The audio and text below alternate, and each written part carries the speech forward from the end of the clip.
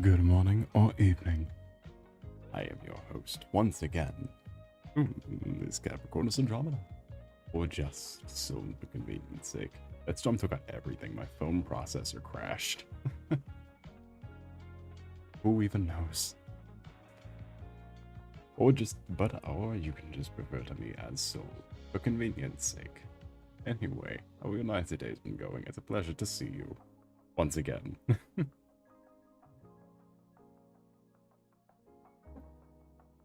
How's your experience in the dark world?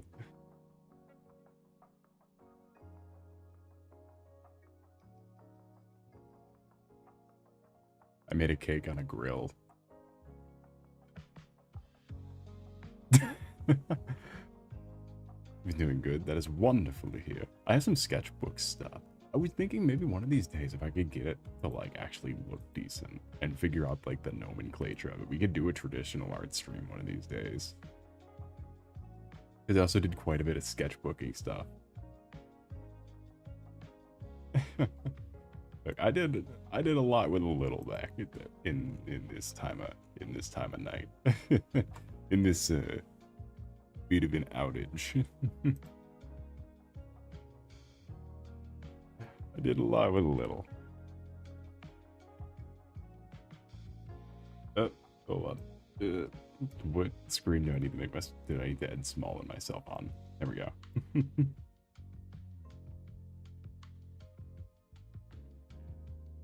I was too big. Needed to be unsmalled.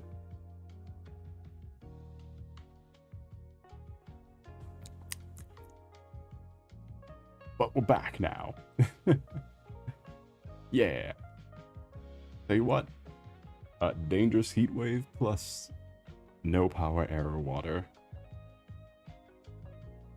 Because something I realized a couple days in that might not come across in my first post was that you all plum dong city slickers have city water.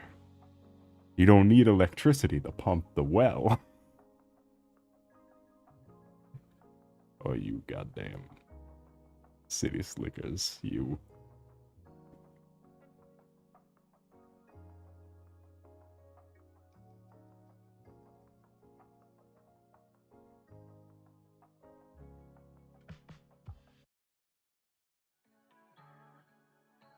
I'm just gonna let that one sit for a second, because by God.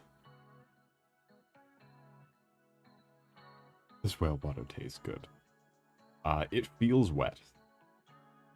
Something I've noticed to jumping between the two. Because when you go anywhere, it's city water. Well, water actually feels like it's water. Sometimes, you know, you drink a city tap water, and then it's like, it dries out your throat more. You can look, I feel safe drinking well water. I feel safer.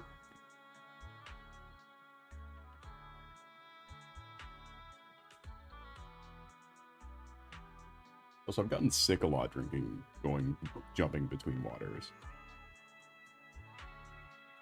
It's generally not the best idea if you're not in like an area you trust to go for water first. Because there was about a week where I had to drink only tea because I was getting so sick from the water. It was whatever the goddamn Upper Peninsula thought city water was. That was making me so sick. So I had to drink tea for a week. But not tea made with the water. It had to be like canned iced tea and stuff. Because it can't have anything to have done with the water.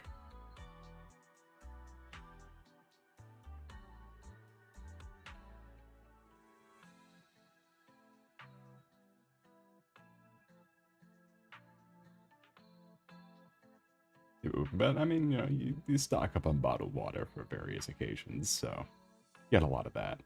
Freezer things are also bad.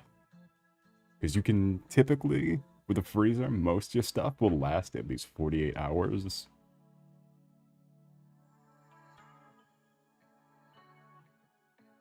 Called Youpers. What the fuck is a Youper? Oh, UP. Oh, I see. Yeah, they need a stupid name. They're all stupid. They need a stupid name.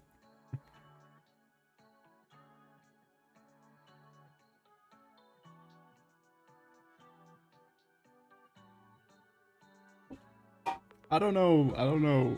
Look, I bought a thing. I got some tip money.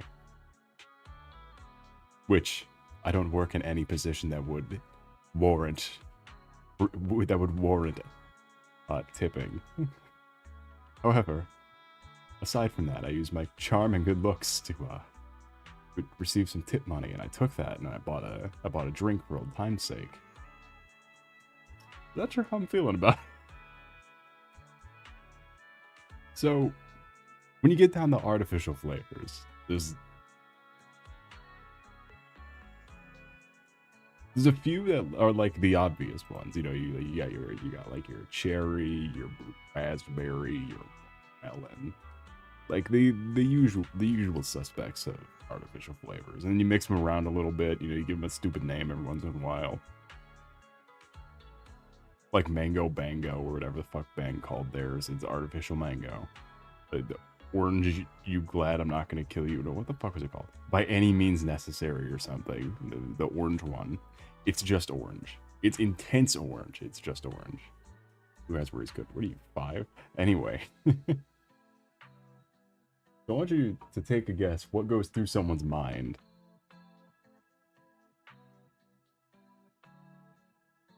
to make the artificially flavored drink of cucumber and melon flavor. Mind you, not watermelon. Like, honest to God melon. And cucumber.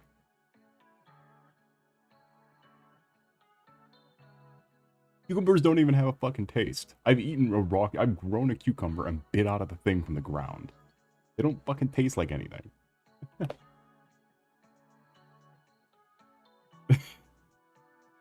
It's not a flavor.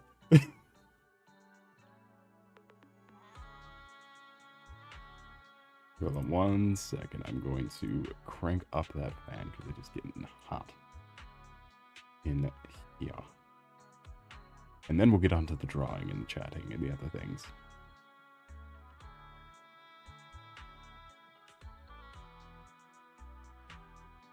I have plenty.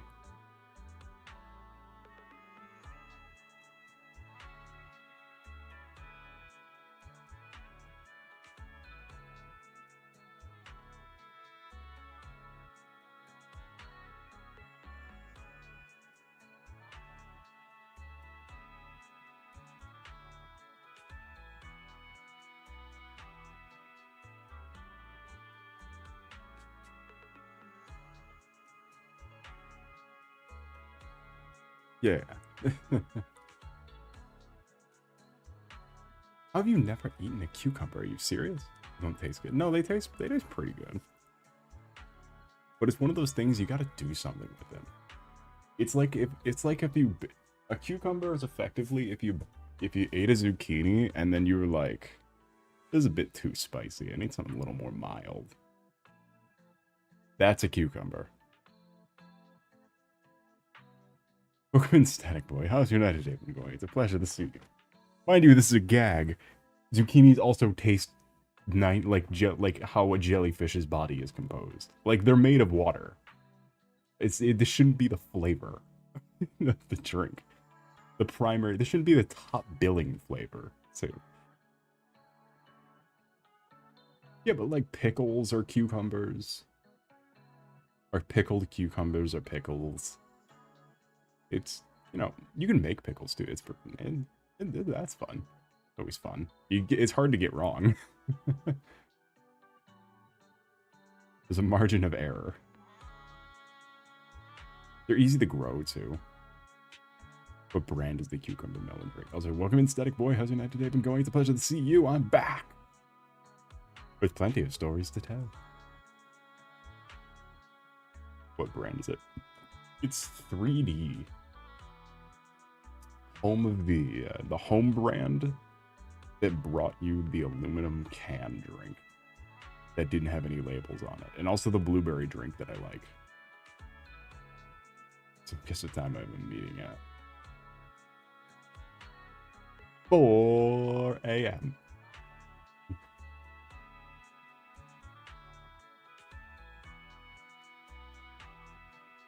I hope the drink is 3D. Shut up. Yeah, what was it? They made the aluminum can drink that ended up being like strawberry lemonade or something. 2 a.m. Hey, I was close. Is it like a meeting? Is like a bid to like not have anybody show up? What is the...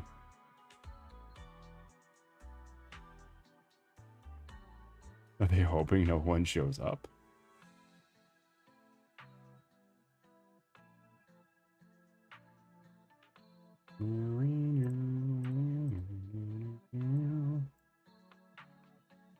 No time zones. Oh, it's like a virtual meeting. That makes more sense. I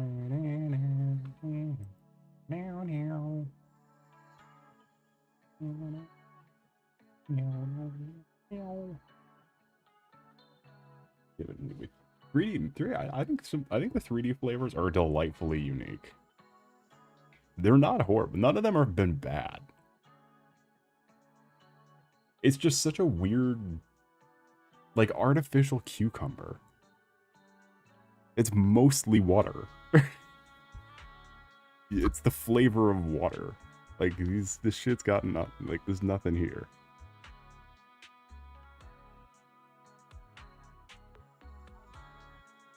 And then melon's also, like, a really mild flavor. And they took that and tried to make it like a sour thing, maybe? I don't know what this is. I don't know what I'm drinking. Whatever it is, it doesn't work. I can taste the effort. You can taste the earthiness of the cucumber and the rind of the melon for what it's worth. They nailed it on the head. In the department head, so I can't sleep. But if you're working for this company that I'm drinking the thing of, could you bring this up in the meeting? Like a water flavored energy drink. I'm pretty sure it's just club soda with carbonation. Or with caffeine.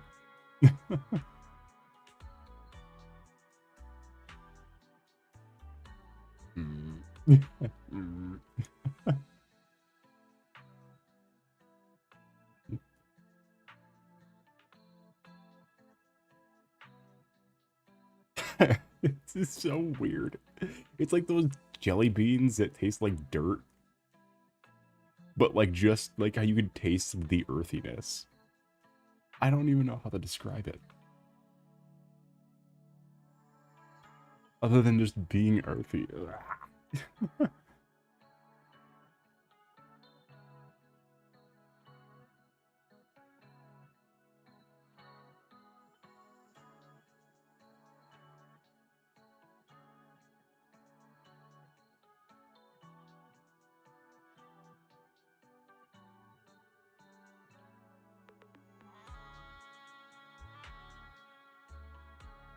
We're in Brooklyn Heights. How's your night been going? Welcome into Soul tries to figure out what they're drinking. And also, Soul is back. And made a cake.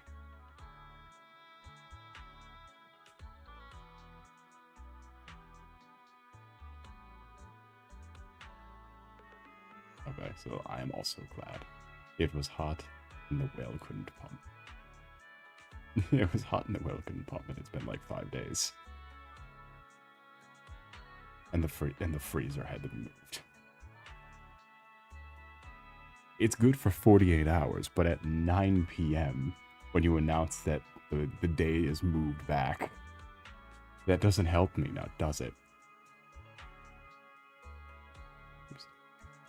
There we go. There's the rest of the outfit. The arms exposed look kind of weird to me. So we need that center mass. The barbecue cake turned up. Tell you what, pretty uneventful photo. It's a pretty simple photo. Seeing as that What do you mean that they move back? Because they give you like an estimation date. But at like 9 p.m. on the day that they're supposed to have it fixed, they move the day back. They move the expectation. It's a pretty uneventful photo. On account of the fact that it's just turns out when you take all the ingredients and then put it in the proper heat, and the only thing you change is where the heat's coming from. It ends up just being, did you put frosting on it? Well, frosting needs to stay cold.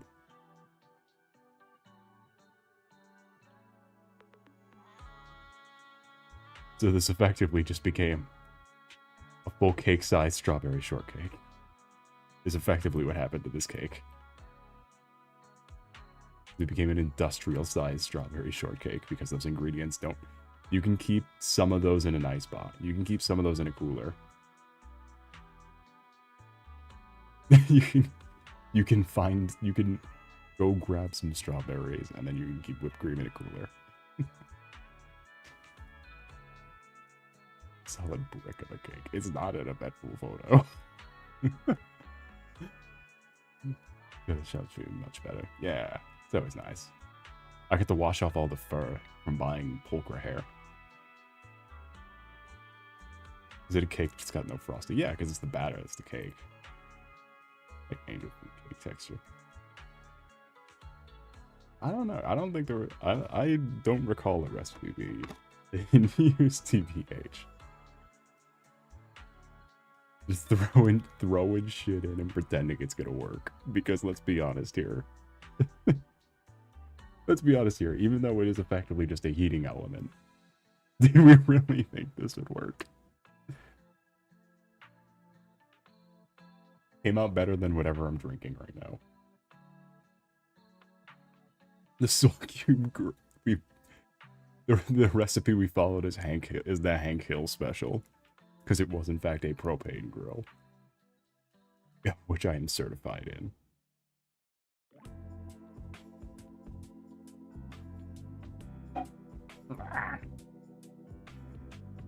Oh shit, we cannot play. I don't think we can play Persona 3 Portable.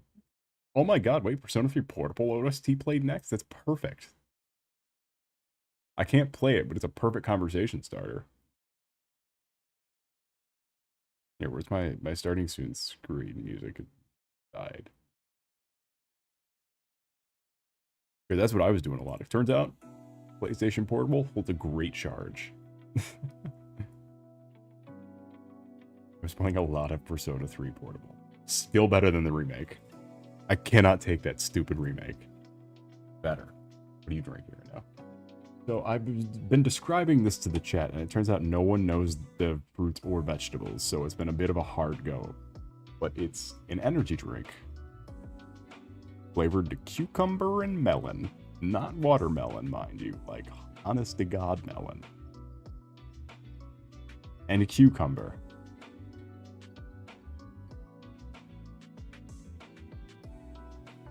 As someone who's picked a cucumber out of the ground and ate it, I'm gonna go ahead and just be the first person to say, cucumber's not a fucking flavor. They're like a 90% water. They do not have a strong enough flavor to carry a drink.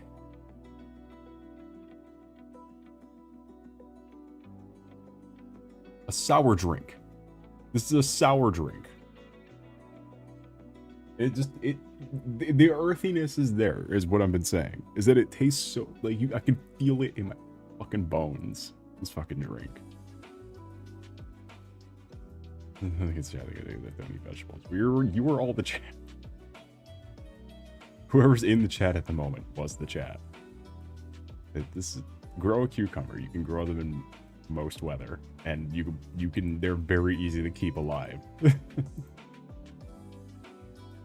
Even if they come out a little weird. You can also do zucchinis because they're basically the same thing. The zucchinis you can make in the bread. But I don't want to. You can make a pickle. You make pickles and you can make zucchini bread and then you can sell them. I just like strawberries. I also like strawberries, but the problem with growing your own strawberries is that they really go. They really go.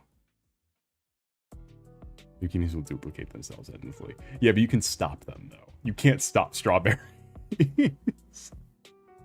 The strawberries get going, you just gotta wait them out. Hey, you could stop zucchinis.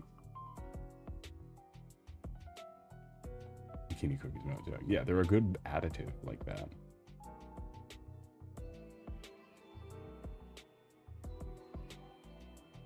You'll be besieged. You can manage them though. Been managing them since I've been in elementary school. You can manage these fucking things.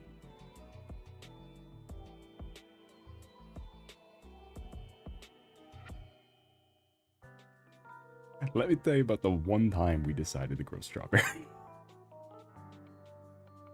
There was not a garden left. It was gone.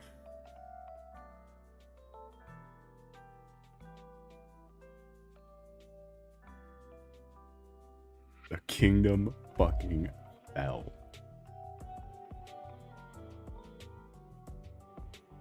No idea where to plant anything.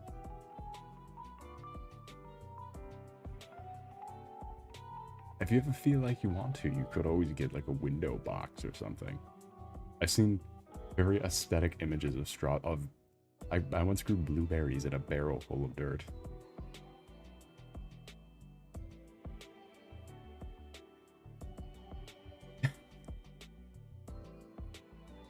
They make for a good drink flavor because they have a flavor.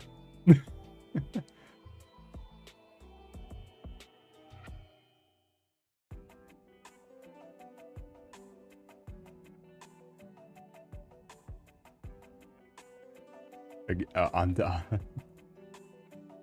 are zucchinis. This is zucchinis modified to pawn them off just to remember the family. That's so many. Yeah, it's one of those. Look, you grow them for the season in a tiny garden thing, like a garden square. You make them in the bread. That's a whole year of bread, and you can freeze the bread. That's a whole year of bread.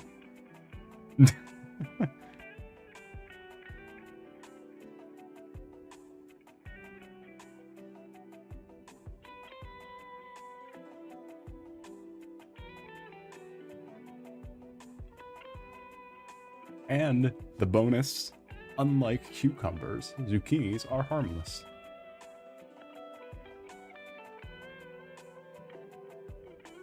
Because I completely forgot that cucumbers are sharp. It's been a minute since I've held a cucumber. They're a little sharp. But like usually, like a cucumber, you eat them like you put shit on them. You season them, you bake them. You could, well, I guess no, you bake zucchinis too. You season them. You do shit to them to make them the food. They are not in themselves the thing you eat. On a typical day. You make them into a pickle. You put some salt on them or something.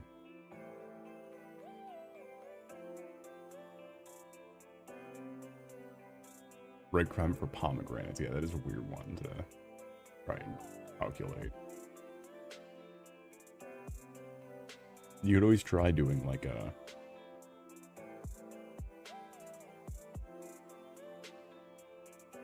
You could always try growing one like...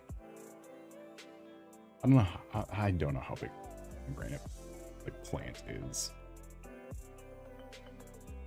But I know I've seen you could grow like teeny tiny little cherry tomato bushes and stuff. But pomegranates are big though, aren't they? Is that a tree?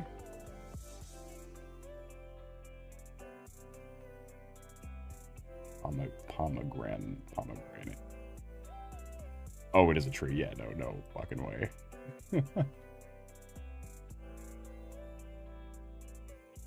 Well, do you live on a farm? No. It's an orchard. Okay. Different.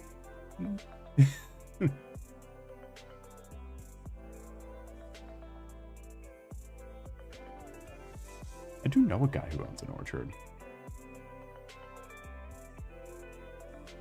That's also different. Because he also owns a farm too.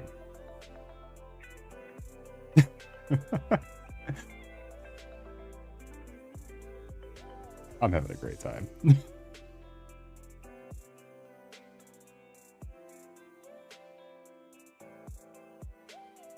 He's pretty Midwest famous, though. I don't think I should say. I don't think I should say in hindsight, because he's pretty Midwest famous.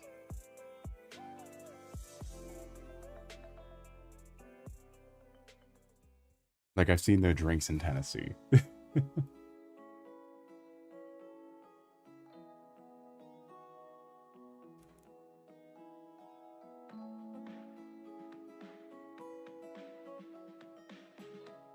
Note to self, love would never live in the middle of nowhere. What the hell are you talking about?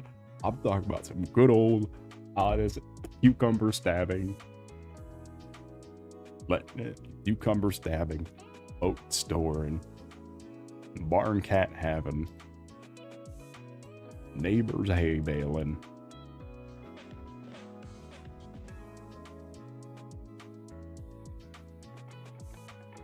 I don't just think I would.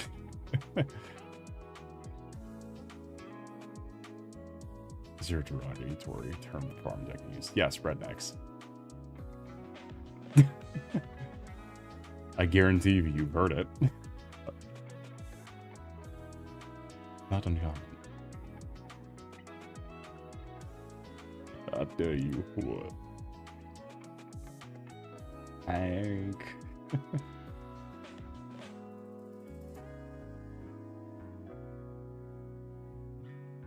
You're rednecks. Oh, wow.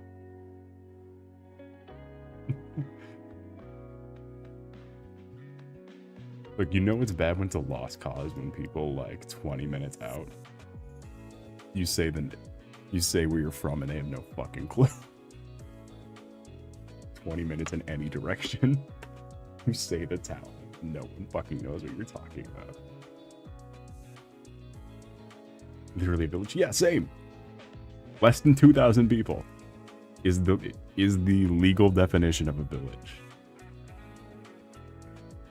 Because there's also village law that goes in, which is why there's such thing as like a small town feel. A lot of that is from village law.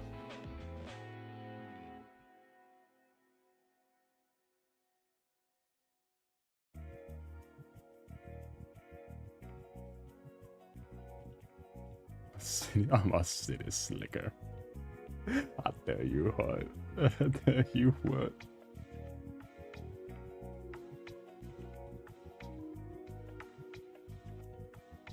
Yeah, but aside from Hank killing aside from Hank killing confectionery goods and various other goods, because that's the only form of cooking you have.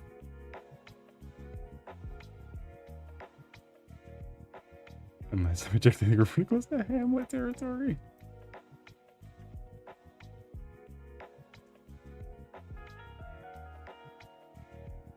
Look, there's not a lot of cooking that happens when there's no electricity or water.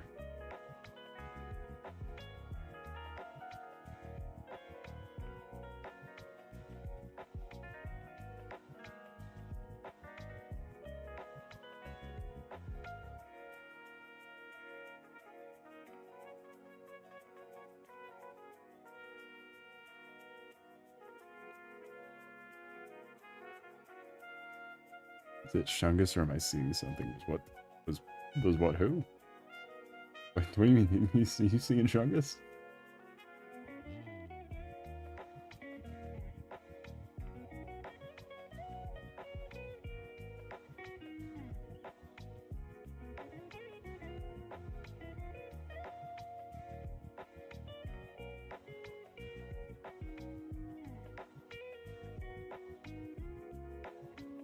I think this might be a warning.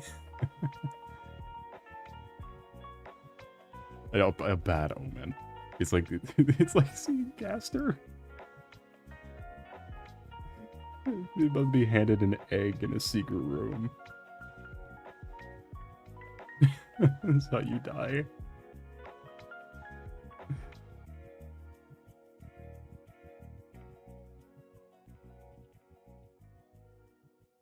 You're about to be sold for 2G.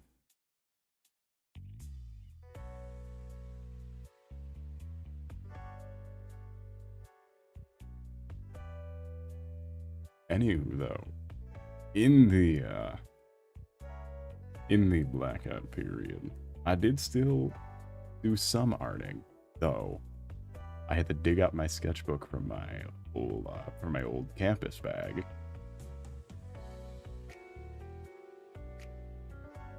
Still got it. Well, still got it. It as in, can still do traditional art. Not to various degrees of success.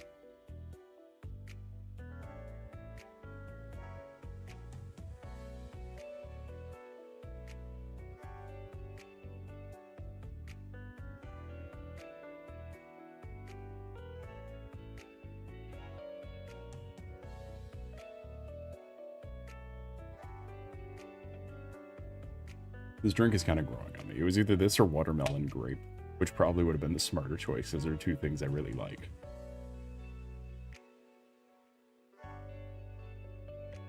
But you know what? Good to be bold.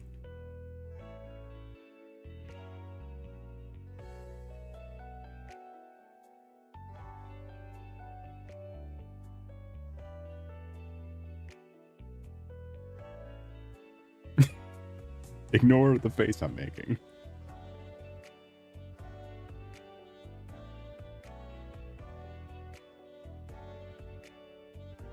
Yeah, because I did traditional art. I picked up, re-picked up some of my old, Don't blow up Alexandrina Sebastian, even though she probably ruined your Zemmo's polls because Norma came out today. I went back and checked. I have a clean 20,000 polls. 20,000 polychrome plus 6 polls. Only 70. So you can complain once you get to where I was with Aria.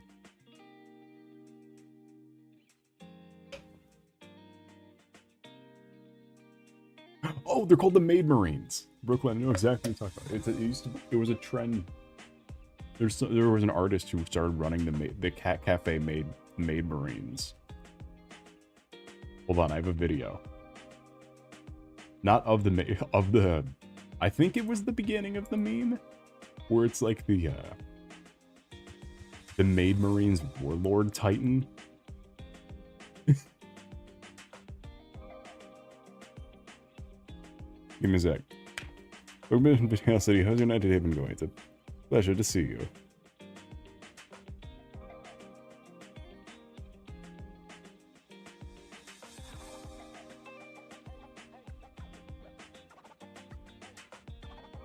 Oh, Imperial Knight, not Warlord Titan.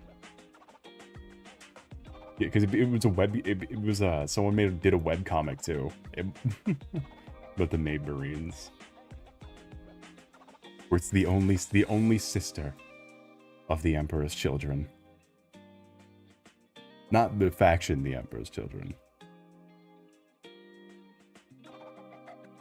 Imperial Night Maid Cafe. Welcome to the Night Cafe. Wah.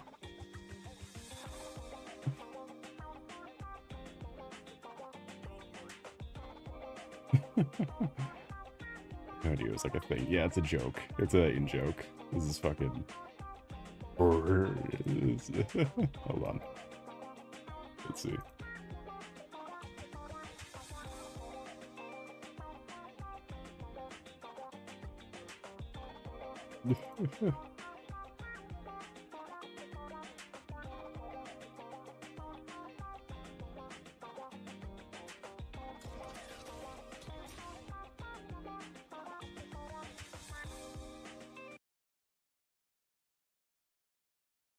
This was a shit post.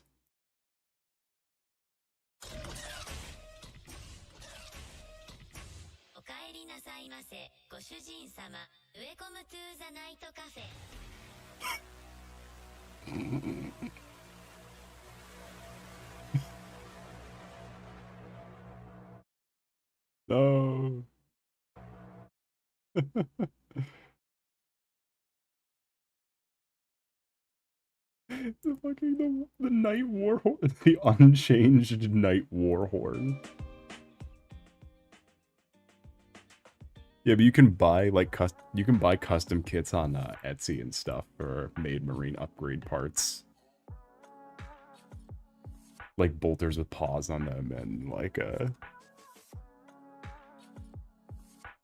or bolters with ears and hat paw power fists. It's a whole thing.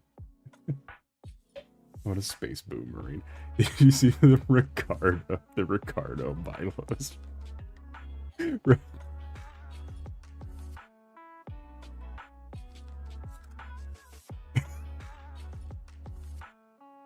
I was not expecting an honest to God porn star to show up in Zone Zero.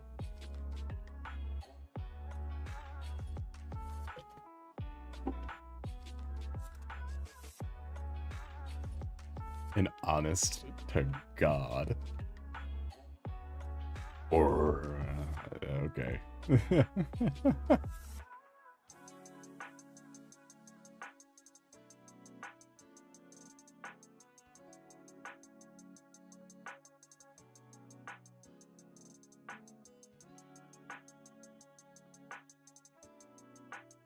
He's my goat. Yeah, he was an internet meme for this weird fucking performance he made he videoed of himself, like where he's dancing like with just his upper body, and he looked fucking, it was fucking stupid looking, and that was the bit. Because he's putting so much movement. Here, hold on. It's here.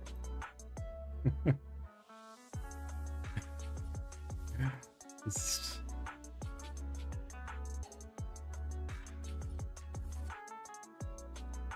2018 called. They want their meme back.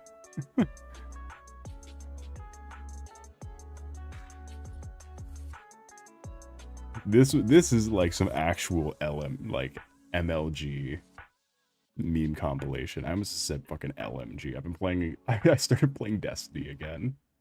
It's really fun. You always forget how much fun Destiny actually is to just play. Everyone like actually play the game. Destiny is just really fun.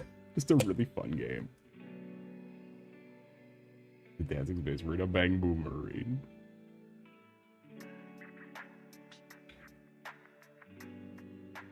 However, I realized that it probably wasn't worth money. It's probably not worth anything anymore.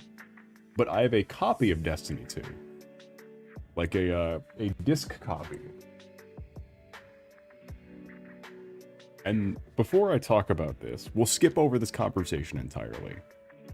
Or most of it anyway. Anyone fans of Destiny? Anyone play some Destiny? Destiny 2? Got some PlayStation exclusive content here. But it was comedic beats that I could not have timed better. It's so much so that I immediately had to call my friend and run through the exact same thing that I did. At the same time, we could also show us the sketchbook stuff too, because I realized what I could do. Oh, it's all the way over there. Is I could hook up the camera for the painting streams, or we can use my good phone camera to see if it's any better. If we wanted to do a traditional art stream, one of these days. So who plays Destiny 2? Alright, so I'll just quickly run through. So this copy of Destiny 2 is pretty old. I actually just got it for free at a GameStop because it was right when they announced Destiny 2 was going free to play. Back like in 2020 something. This is still my copy from that. And it was never opened. Because I think it gives me one about like the Spider-Man Definitive Edition or something. Very fun. That game, I got the Platinum Trophy, got all the achievements. And all the, it's fun one. But anyway. It was like, I forgot these games had PlayStation exclusive content. I flipped it over, it says, oh, it comes with an exotic, a ship, multiplayer maps, some armor sets, co-op strikes, and then there's a little footnote. I'm sure it won't be important for later. Crack it open. A download code. Facing me. Download code. It's like, oh. I wonder what this code could be for.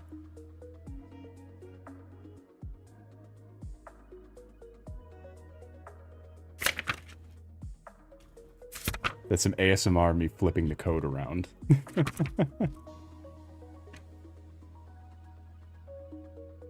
It's the Cold Heart. It is a download code for a free exotic weapon, the Cold Heart. And out of the corner of my eye, I spot it. Behind the Cold Heart is the Destiny 2 expansion pass for the then upcoming Year 1 and Year 2 expansions. Both content that isn't even in the game anymore. That was added to the game and then removed from the game. And so I lift up that download code. I'm like, what the fuck? And behind that is a 30-day license to play the game online.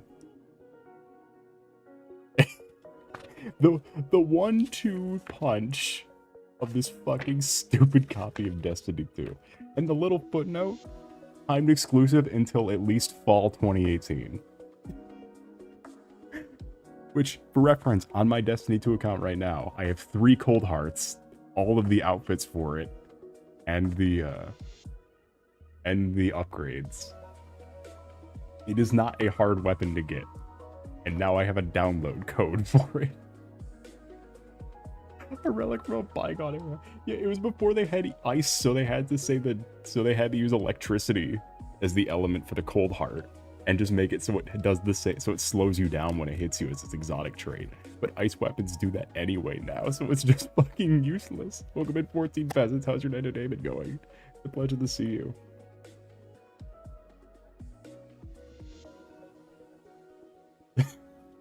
Thank you, Destiny 2. For bringing me the joy of looking at the then unnamed Year 1 and Year 2 expansions, which ended up being Curse of Osiris and Warmind, 2 expansions that don't exist anymore.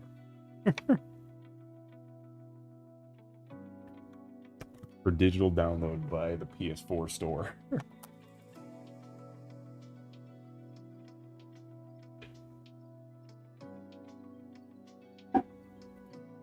So it's a 30-day free trial of PlayStation Plus.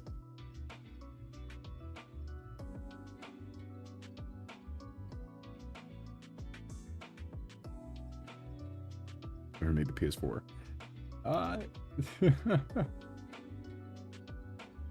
Oh, you stole the PS4. Ooh. Spider-Man was fucking sick, and that ran like, yeah, that ran great on PS4.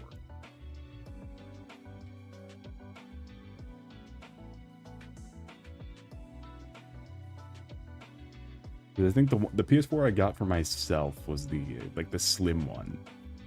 Was the one I got for my personal usage. After like running through like family ones of like the regular one and then the double-decker one. Then the Elder Scrolls Online one for some reason. For personal usage, I got the tiny one that came with the games. Problem is the PS4 is gonna fly into space.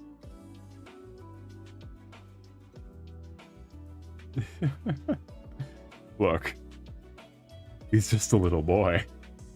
He's just a little boy.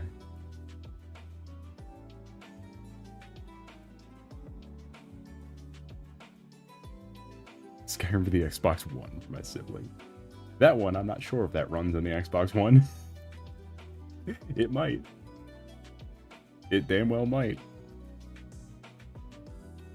I could never get it to run. I couldn't get it to run on the series consoles.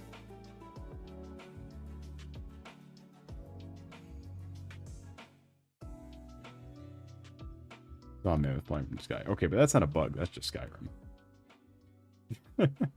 That's just how Skyrim works.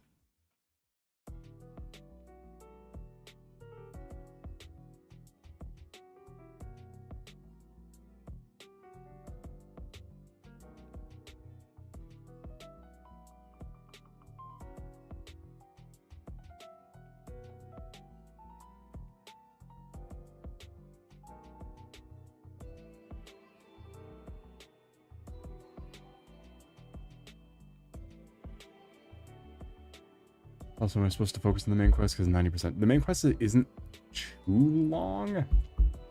There's definitely other, like... Any quest where you see, like, the quest icon with, like, its own unique, like, borders.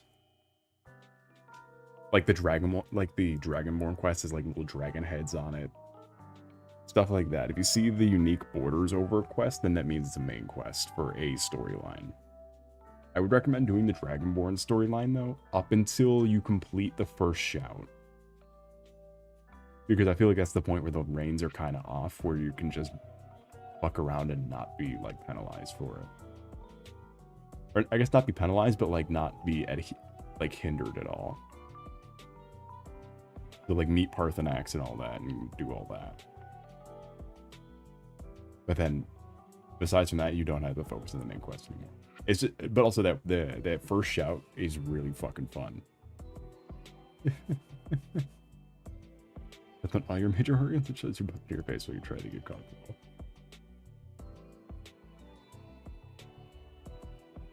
My cat's been so, like, baked in the heat that she keeps... she's, like, just... Now she's skulking around, like... She can't eat because of how hot it is outside. Or doesn't want to eat because of how hot it is. She can eat, she just doesn't feel like it.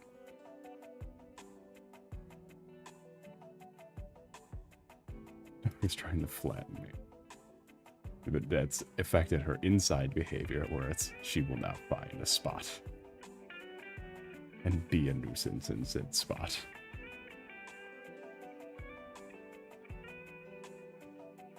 Not a great time for the animals when the electricity goes out. In such a heat wave. They love to pace around.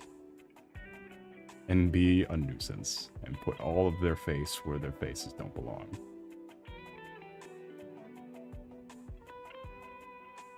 Yeah, the two shouts. Yeah, you want to get Foos, Roe, and Da. But then besides from that, the main story is kind of like, if you care about the story, do it. If you don't, then you're good to just avoid it. Because you're allowed in the room when you're streaming again. No! 90-pound potato with opinions.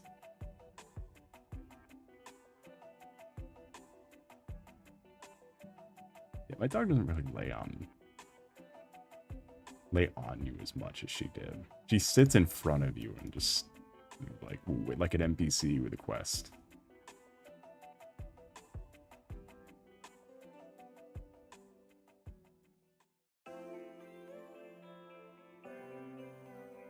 This letter, I got a letter for you. For your eyes only. All right, I'll be off.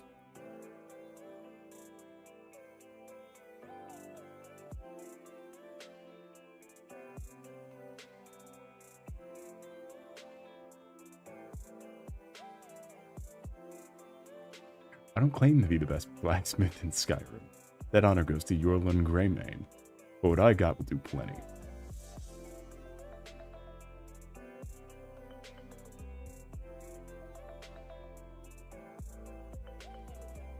You get to the Cloud District very often. What am I saying? Of course you don't. The courier's Daedric, I'm sure.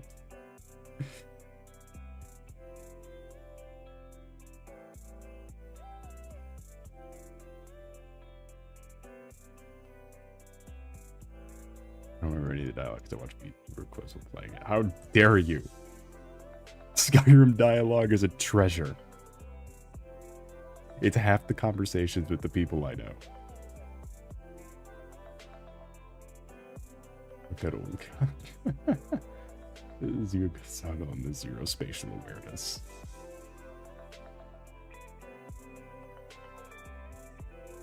Like that gif, it's like the video of the Simpsons game for like the PlayStation 2, but Bart keeps fucking crashing into the wall.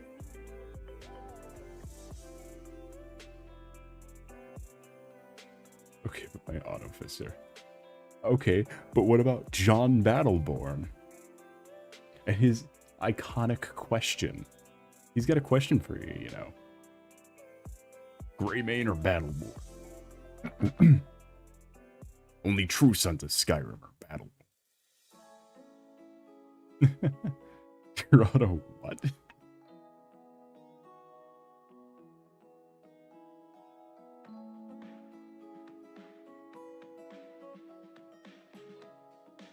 Don't mess with the Blackbriars. I'll give you one word of advice. Don't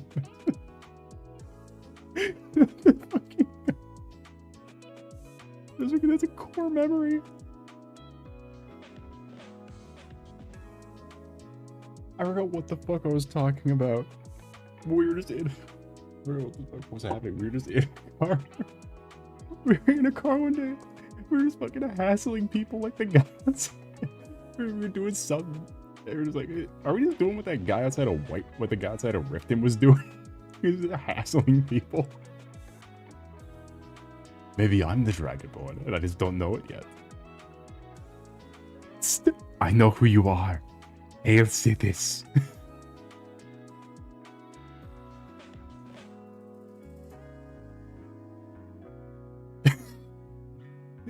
Fucking dying over here. Everything's for sale. I'd even sell my sister for the right price. Some may call this junk, me, I call it treasure. My cousins are fighting dragons. And what do I get? Guard duty.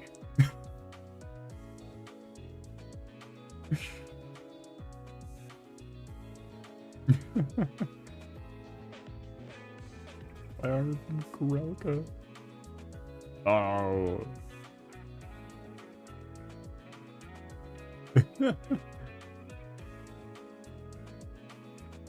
May Talos have mercy on us.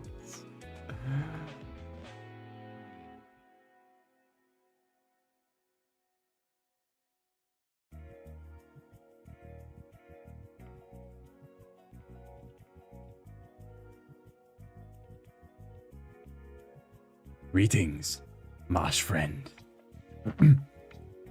Hold on.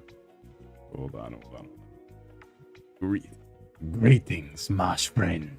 I can't do it right now. There was a period where I could do a really like crisp Argonian. And I think I figured that out when I was doing my Tomodachi life impressions. It was like 3 in the morning. We were just going back and forth, like going, when is the game coming out? Start going, let me turn myself down so not. When is the game coming out?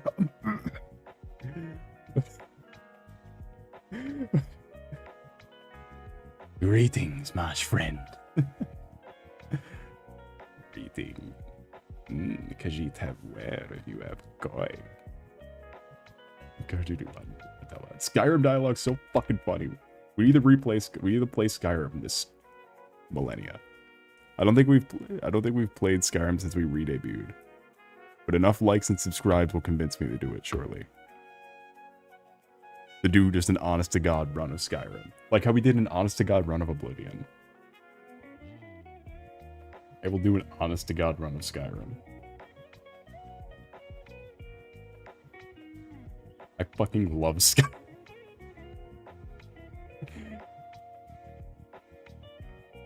Safe travels, Landstrider. I don't remember who fucking says that. I didn't play. I played the 360 version for the most part. I don't remember who any of the DLC characters are.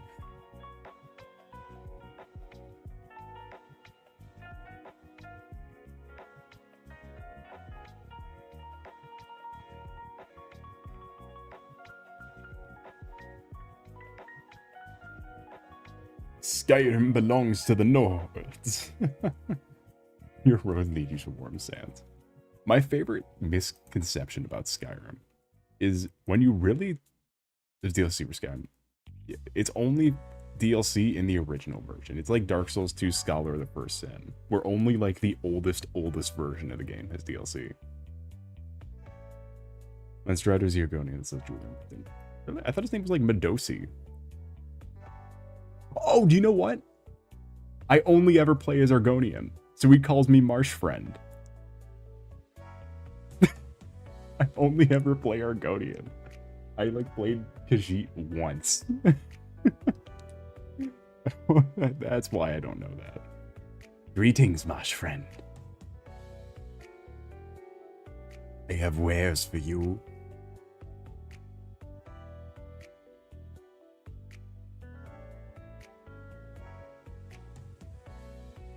I have wares for you.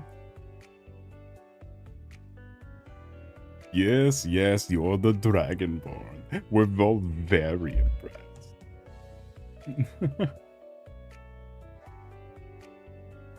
And so I said, that's not a horker, that's my wife.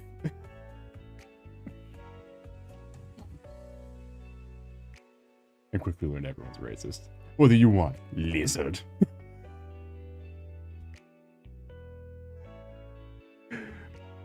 The most entertaining misconception is that anybody who thinks that the Imperials are right.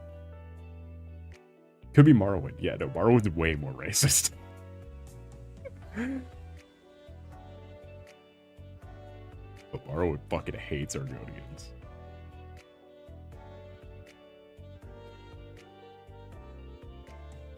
And everybody, because it's all the Dark Elves. Get fucking Dagon Yeah, I'm the one with the cat people that remember it. This guy's got cat people. The Khajiit.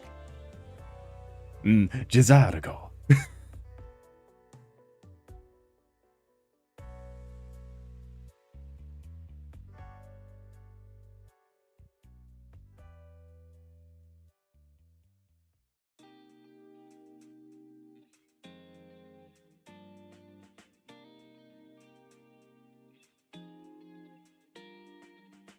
Ysmir's beard. You're going to freeze to death. Give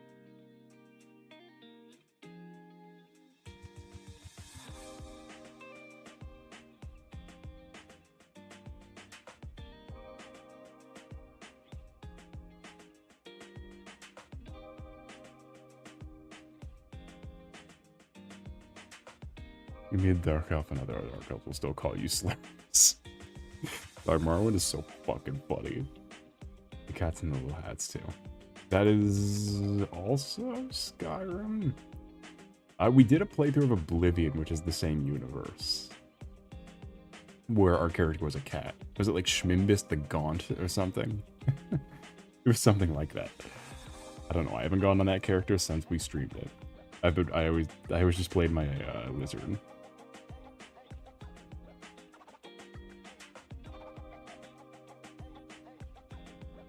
Who had all the same abilities, but was much, much stronger. because my Argonian was a tank build that had all the same movement abilities. And 2 magic swords.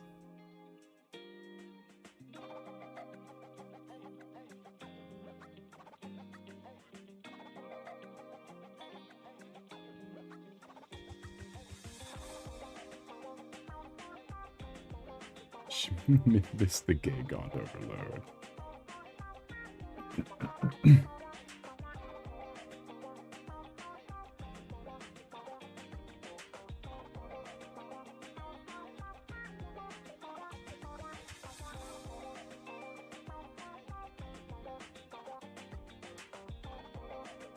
Never should have come here.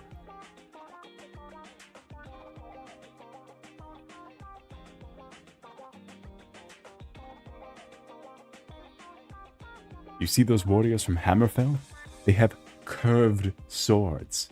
Curved swords.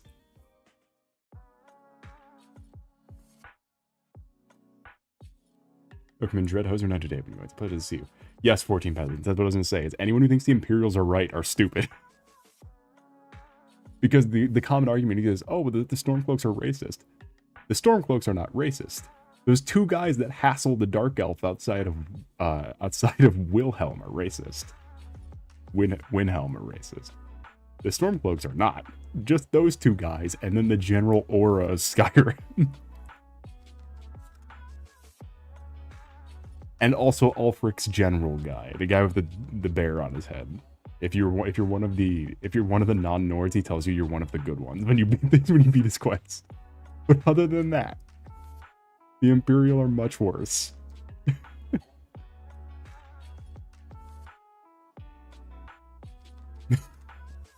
Pokemon overhealing you. Oh, this is United David going. It's a pleasure to see you.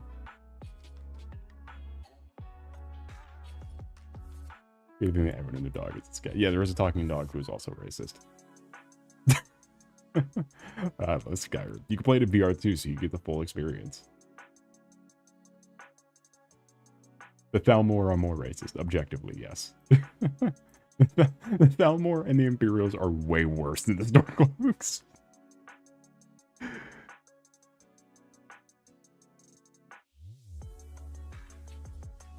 I work for Belethor in the general goods store.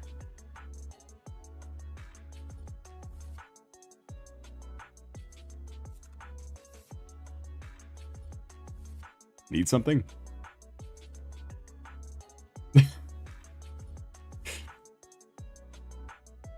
It's evil Brooklyn.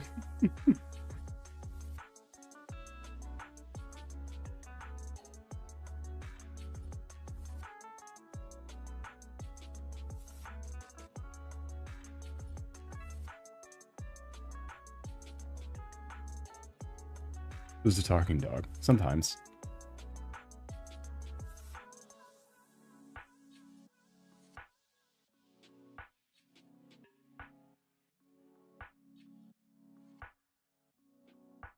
Yeah, no, this Skyrim storylines are pretty, like, not well written, but in a funny way.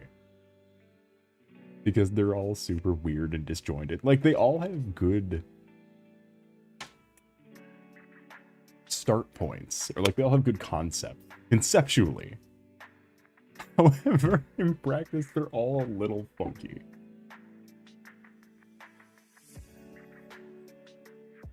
Because he respected the North's right to hate outsiders. It's so stupid. That's great. Yeah, but it's funny that like the entire like mantra of the Stormcloaks being racist just comes from those two guys in the Stormcloak capital city that hassle the Dark Elves. Which, to be fair, the Dark Elf living area, the Dark Elves have a fucking, like, gentrified living area in Winhelm called, and I quote, the Grey Corner. So that's literally just where that's where that all comes from.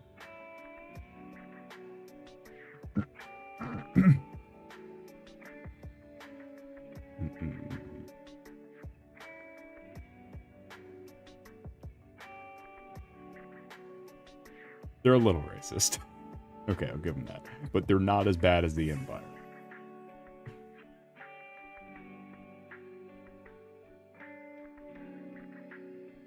I'll call you Outlander or being with you. A little. Hey, not as bad as the Empire. Kill Tullius. Take his unique heavy armor. It's for you. You do not want to work with Tullius. Take the jagged crown for yourself. You can make your head invisible using a glitch. I forget. I'm sure I'll remember how to do the glitch, but take the jagged crown for yourself. Who is Tullius? He's the old bastard who leads the Imperials, who signed over, they went to take over bits of Skyrim, and then sold the bits they took over to the Elf Empire, the High Elves. And then there's supposed to be the other guys who are who apparently are morally equal footing to the a little racist Skyrimites.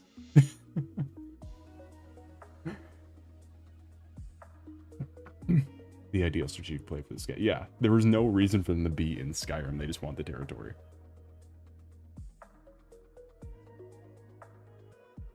What are the Thalmor gonna do?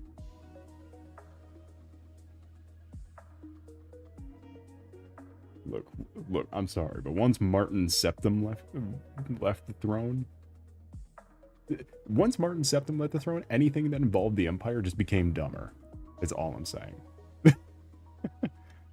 once Martin Septim leaves, everything became a little dumber. The blades are dumber.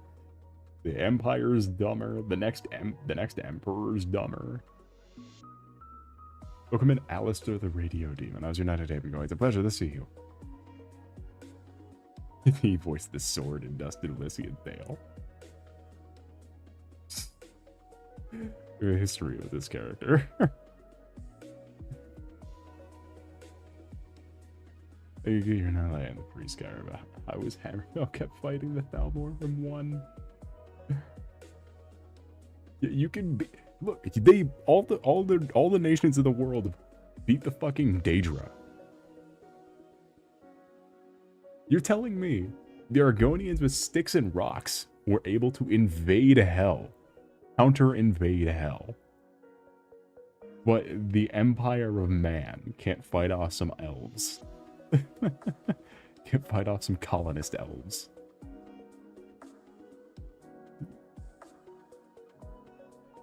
The Mayan lizard people fought the demons back in the hell and then invaded hell so bad they had to close the portals. What the hell is the Elder Scrolls even about? I don't know. They haven't made a game in 20 years. Telepathic trees that can tell the future. Important note. That is an important note. Alternatively, they're fighting demons. I think they're allowed one cheat. They're allowed one cheat. Ace.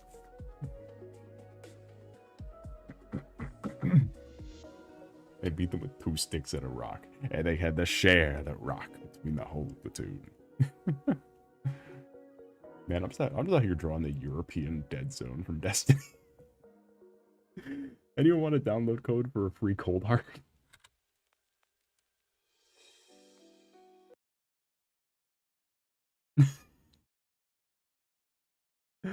Oh, we cannot play Lily Pichu on stream. No way. Play a different thing. Oh, hold on.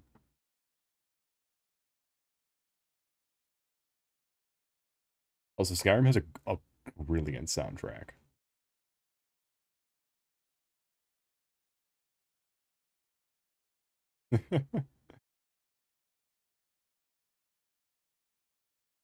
I'm saying all the Elder Scrolls games have a brilliant soundtrack.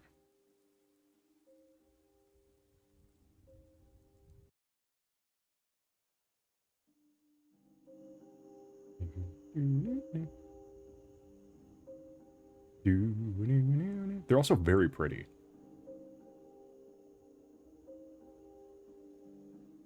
For what they are. Like, the actual, like, ambience of Skyrim is really pretty.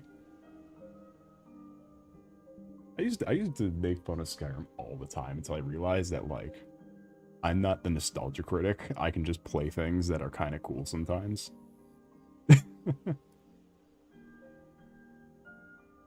I think Morrowind is still the best role-playing game out of 3.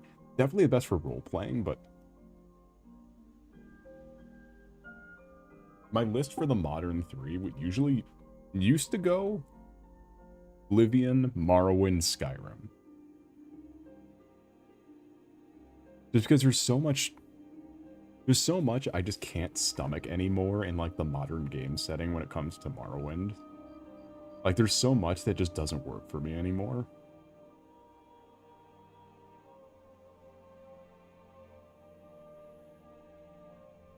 Nostalgia critic. It's the antithesis, because the nostalgia critic is, like, just a super chill dude. Who, like, just loves things. But, like, it's that sort of, like, where it's like I just got mad at all the bugs all the time, and then this is where it's like I could just play like I adore things. Yeah, bad media is more fun to love than to hate. It just Skyrim bug irked me for a while.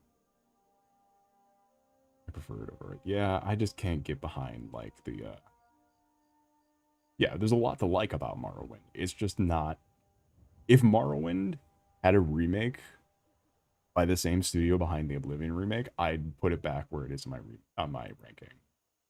But I do really really like that Oblivion remake.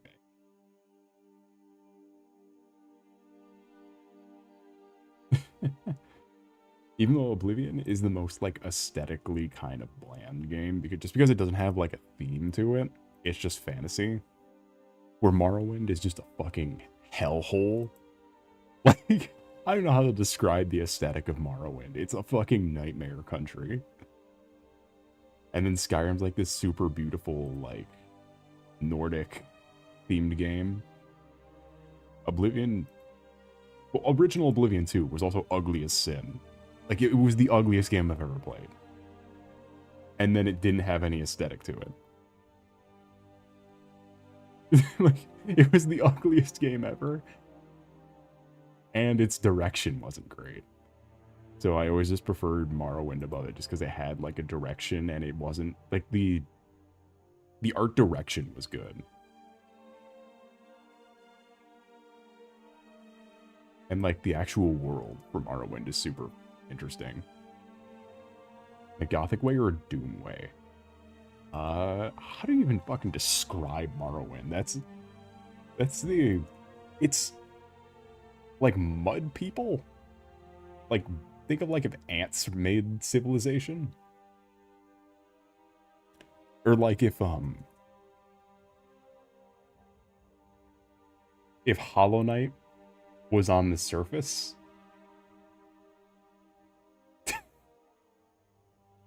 I don't even know how to fucking describe Morrowind. It's so fucking weird. There isn't a modern updating of it in the Elder Scrolls Online where it's like a similar, where it's still Morrowind, just like hundreds of years in the past.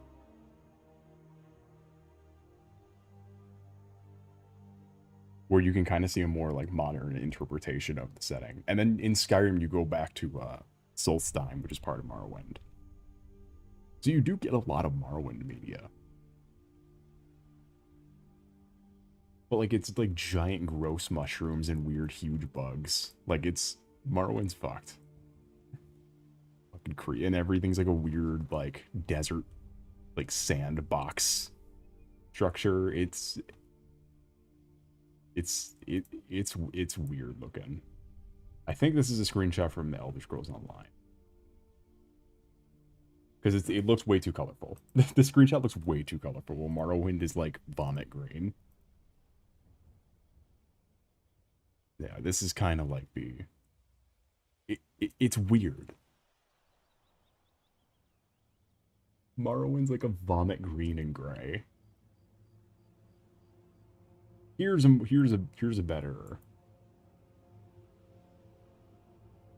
Yeah, this is definitely ESO. Yeah, it's too colorful. There's too much pink. Here's Morrowind. You can see even the little health bar in the corner.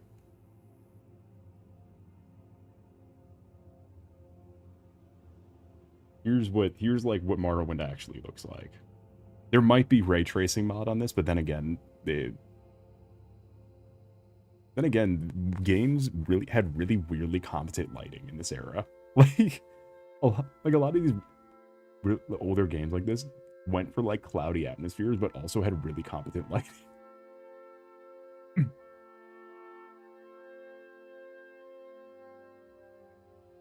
What year did this release? 2003? I don't know, what fucking year? Was it 2003? 2002 maybe? 2002. Second try. Second try.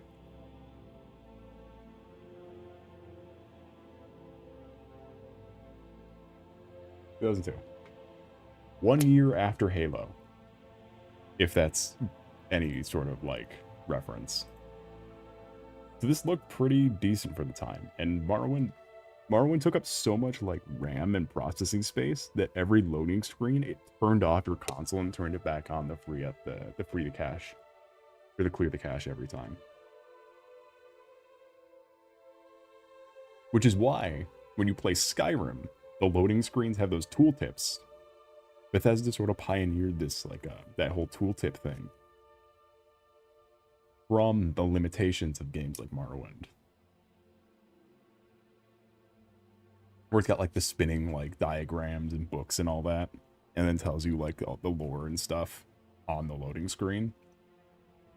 They did that starting with Morrowind because the loading would take long time. Why I say it like a caveman? Loading take long time.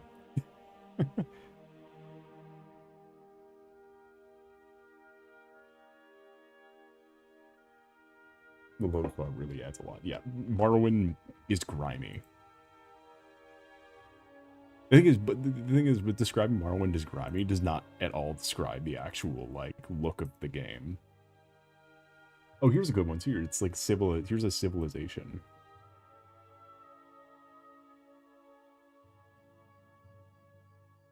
Here we go. Here's like actual like from someone just walking around. This still looks too bright, don't it? You can see the fog though. We do have Morrowind available to stream. I have all of the Elder Scrolls.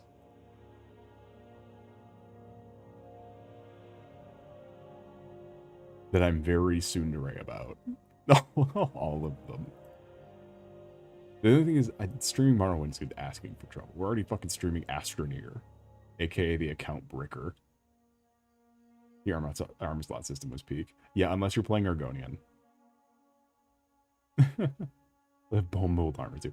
I'm glad bone mold armor got better in Skyrim. It looks like it's all done. It does kind of have a Majora's Mask-y sort of look. Where it's like, you know what I'm saying? Looks like a place fairies live. Yeah, it's very shroomy and big planty. So, let me ask this then. Which nation do you think Elder Scrolls 6 should take place in? I've had this conversation with everybody I've ever known for years.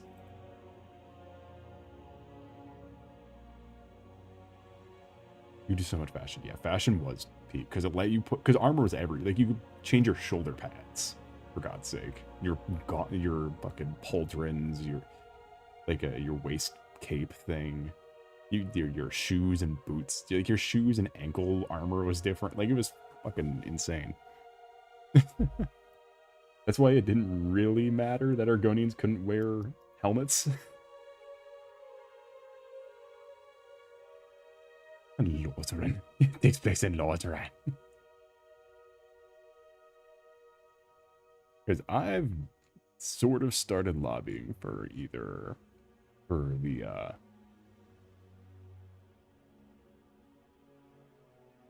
to do a second crack at like Swampland and do the Argonian home world, just because I think it would be either the Argonian home or the Khajiit home, because we haven't done a Beast Folk yet. We haven't done a Beast Folk centered region, and the Argonian one is treading the same ground sort of as Morrowind, where it's super like swampy water stuff, just with a completely fucking different aesthetic. Where the Khajiit is very high up, is very vertical. Which would also be a fun thing to try to work with.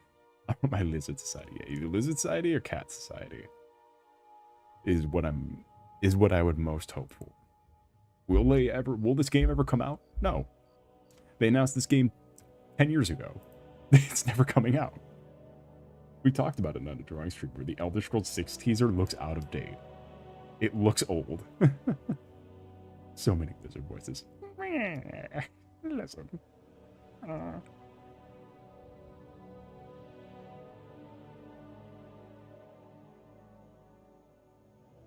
Yeah, the teaser for Elder Scrolls 6 looks too old at this point. And they only did The lizards who went to hell, yeah. That takes place during Oblivion, too. Something that's also charming about both Elder Scrolls and Fallout is that you always get...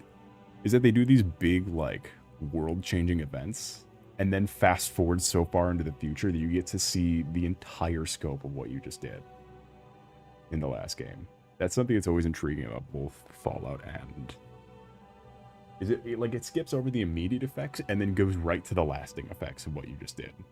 And, like, the legends that are passed down in folk tales you hear from the previous games. So it never says, like, definitively what you did in the last one, but you get the idea that you changed it, that the world is different than it was. And it's always just a neat thing that both Fallout and Elder Scrolls do. Fallout less so, because the people are less homogenized, and they're more, like, brand-focused with Fallout, it feels like. Where Elder Scrolls, they're not afraid to change, like, status quos and stuff. I feel it... not that status quos change all the time, but they're less, like... it feels like you can see less care put into keeping a status quo. Like, it wouldn't be out of place if, like, half a race was extinct in the next game. Like, it wouldn't seem out of place.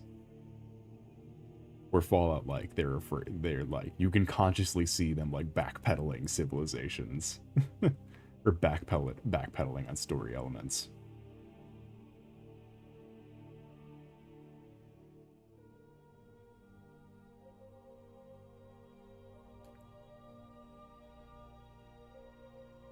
And especially now that we have ESO, a lot of the regions that the other civilizations live in have been shown off to some degree from Elder Scrolls Online. The Elder Scrolls Online takes place, like, it's the thousands of years in the past, but of all of the games thing.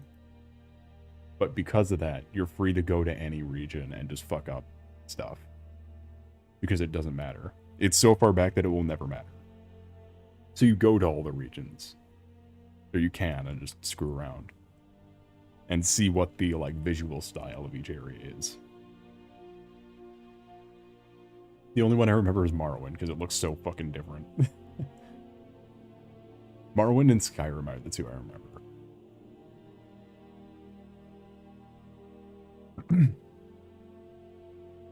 I think Cyrodiil was locked to PvP. Or there was a faction PvP, like, hardcore survival thing. And,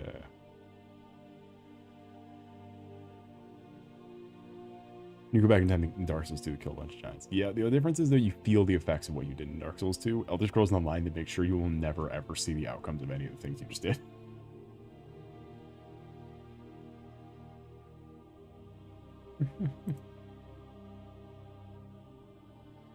That you will never ever ever have to experience the...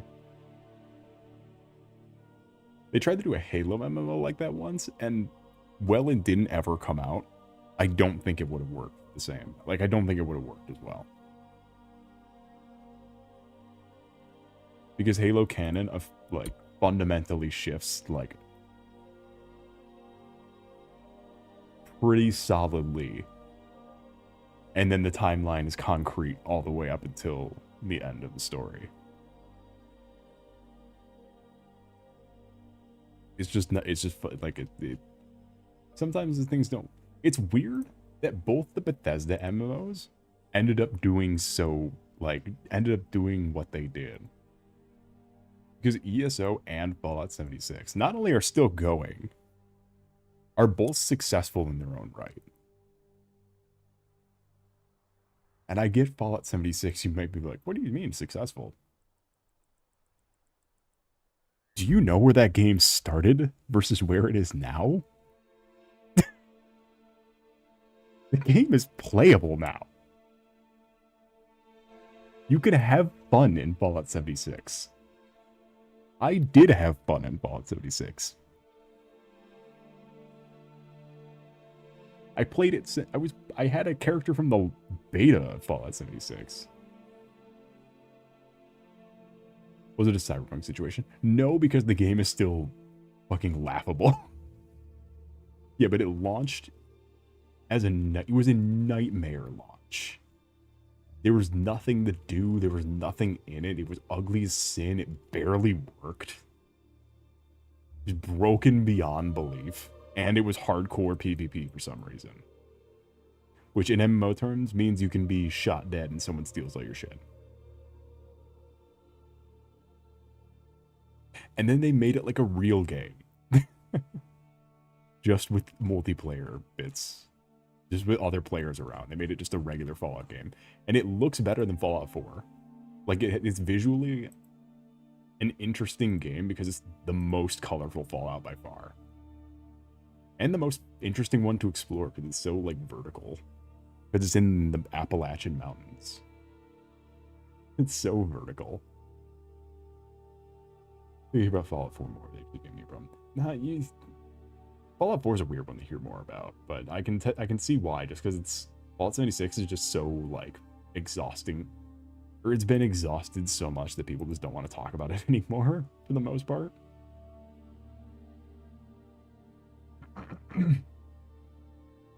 Did also steal Fallout from a sibling? Is it good? It's fine. It's got a couple weird bits to it. Try not to focus on how the guns look, because but yeah, I've played through it 2 or 3 times. Yeah, that's right. I played through it once without the DLC, once with all the DLC. I do really, really like the robot DLC, where you get to build your own robots and have them in your a big part of Fallout 4 that I think is really fun, and I'm glad they brought it back in 76 because it's fun in its own right, is the base building. I really like that as part of a Fallout game. Would it be a good game to start? Yeah, it's a good onboard game. Because it's the one that functions the best. It's the one that functions the best. Overall looks like graphics wise is the best. And it has the easiest to follow like story. The trade-off is that the story is like fine. Like it's not horrible. It's just not like it could have been. There's a lot of parts of it that kind of fall flat, but I think Fallout 4 gets way more hate than it deserves. It's an interesting fun time. It's very survivally. You definitely get your fill. Who's best me video games at one medium people don't start with the first one. Fallout 4 is kind of ass. It's not nearly as bad. I stand by it is a better game to play. It is much more playable than any of the other ones. As someone who's tried streaming Fallout New Vegas like 4 times, and who owns multiple versions of the collector's edition just because it never fucking works. And when it does, yeah, no, Fallout 4, it's not great, but if you're into Fallout, it's the best one. I think it's better writing. Yeah, but it's like it's like you take 2 books. Okay, let's put this in comic terms. Fallout 4 is All-Star Batman and Robin, where it's the one where Batman calls Robin the R slur and stuff, and it's just and like has him as a child slave.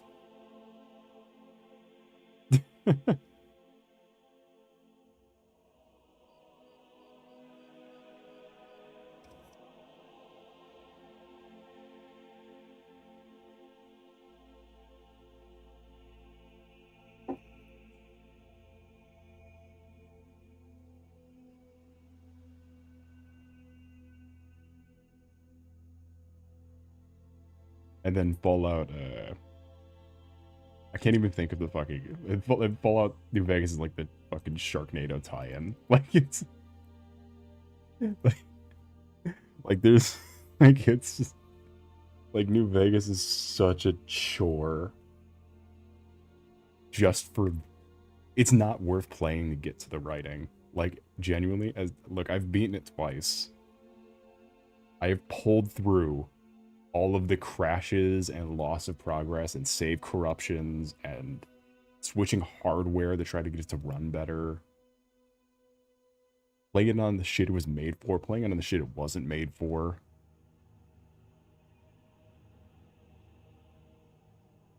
Fallout 4 is Fallout 3 again. Yeah, but the thing is, Fallout 4 is Fallout 4 is better to play though, because it plays like a real game. Bethesda Bethesda didn't learn how guns work until Fallout 4. They didn't learn how to make a shooter until Fallout 4. Yeah, it is a Flanderization of the series. That's I would say the biggest issue with it. Is it's like it's the most. That's why I was saying earlier where like Fallout feels like it's too afraid to change Fallout status quo. And Fallout 4 is the big example of that. Where like this is you are John Fallout. Welcome to Fallout.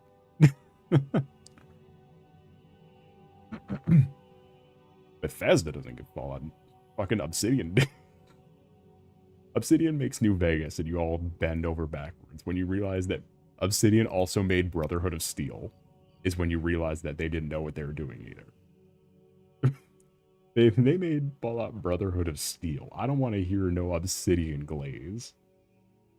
Van Buren was fucking insane. Was fucking crazy.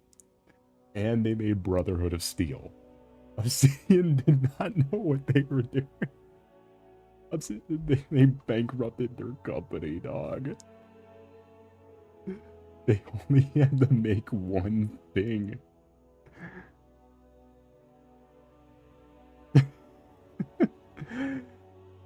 Yep.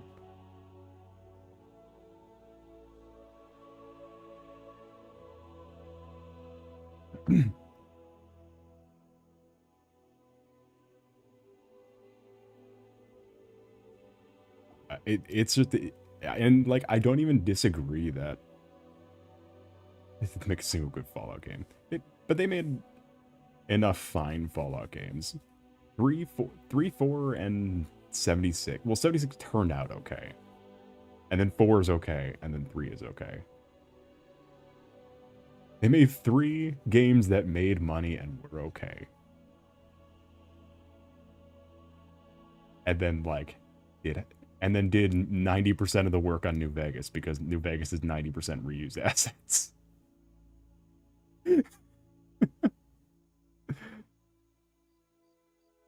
I'll give New Vegas this. It can run on Steam. Fallout 3 can't run on Steam unless you're using Windows 7 or lower. Or a Windows 7 emulator. Some bullshit like that. I don't even remember what you have to do to get Fallout 3 to work on Steam. It's fine, I have a disc version.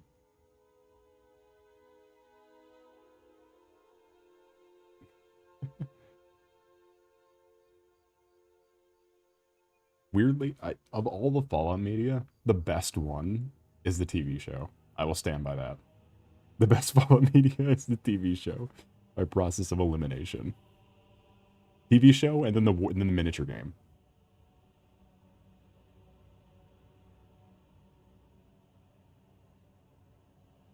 Fallout 2. I don't even think. Okay, do you want? I'll give you that. I'll give you Fallout 2. It's fine, you win. You get Fallout 2. Fine. But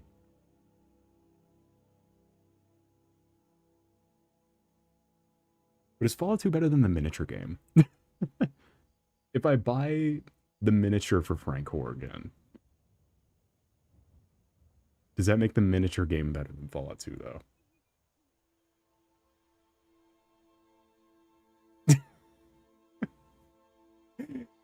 It's the reason I'm interested in the game in the first place. Yeah, it's unfortunate that the best Fallout media is the onboarding to a game that doesn't exist. There can only be one original. Nah, I'll give you that. Yeah, I was disregarding 1, 2, and Tactics. 1-2 tactics and shelter I was disregarding.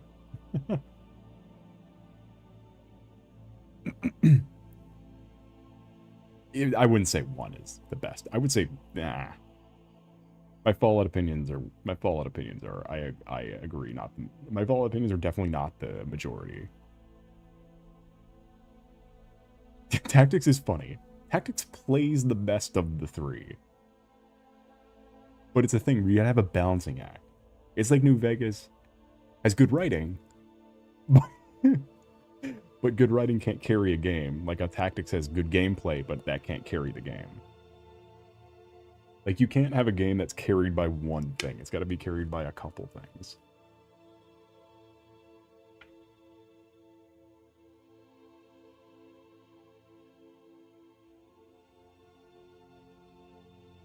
Like, you need enough things going for it to be warranted as, like, a thing to put on the map.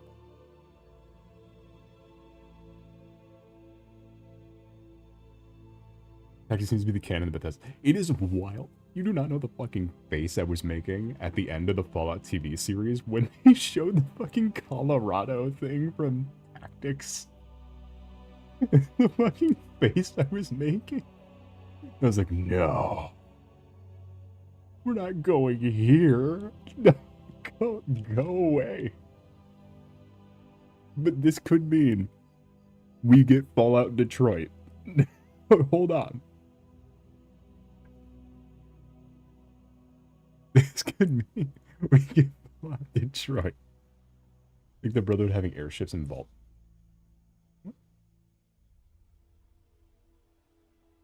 Really, I didn't remember the Vault Tech blowing up the world being from... What's so bad about Colorado? It's just where Tactics takes place, and Tactics is a weird fucking game. Tactics is a weird game. It's like if you tried to play Fallout 2 on mushrooms. Like, it's a weird fucking game. Yeah, they forgot it was. Well, it was dubiously canon, because it was the last game. Until Bethesda took over, so it was dubiously canon. It was the last one. Nope, take it back. Brotherhood of Steel was the last one, but let's be honest, can anyone who made Brotherhood of Steel really dictate what the canon is?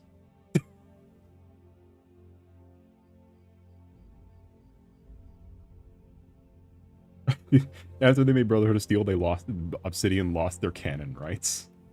They're not allowed to touch the canon. After they made Brotherhood of Steel. I've been just fucking drawing EDZ clouds for...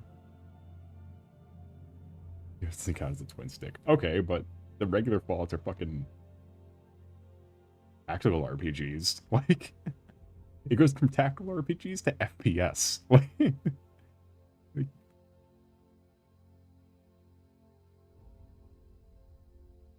also, Brotherhood of Steel is really bad.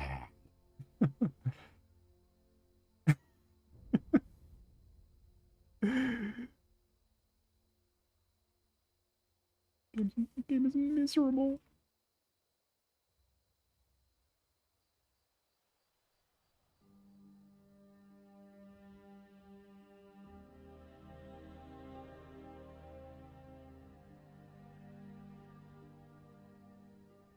I still think I think Elder Scrolls is a better showing than Skyrim, or Elder Scrolls is a better showing than Fallout.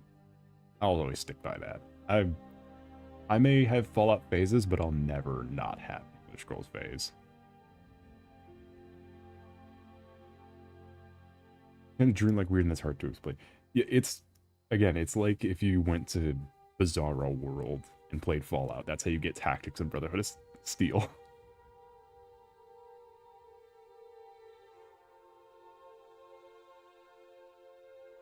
Fucked up Bizarro World.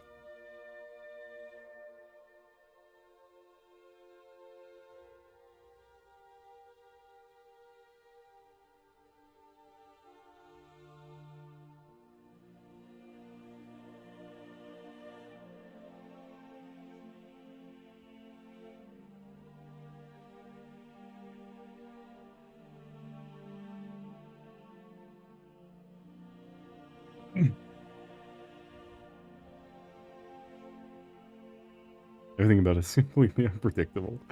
Yeah, it's not a good thing either. It's not a good thing.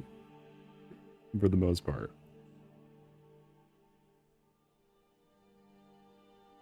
make the most bullcrap. I have no idea how they're a thing either. They don't make new games. They don't make good games. They just make a sinful amount of money every time they release something. Starfield made a shit ton of money. And that game is... And that game right now is barely launch edition No Man's Sky.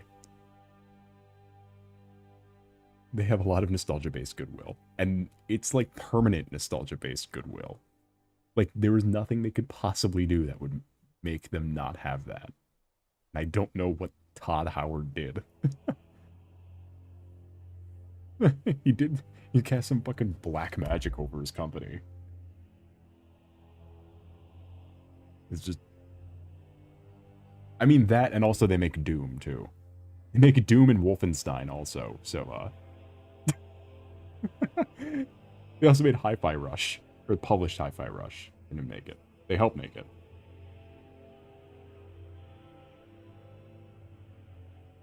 It just works. Yeah, this is completely forget. We always talk about Elder Scrolls of Fallout. Not that Doom is probably fucking funding the studio. You always forget that they make Doom, because Doom is good. Even though it's not my thing, I can 100% concede that Doom is good. Even though the last Doom game I played was Doom 2016. Wait, Bethesda makes Doom? Exactly. Yeah, Bethesda makes Doom. You want to represent the audience who gives a shit about the writing. I mean, clearly not, since we keep fucking buying all the games.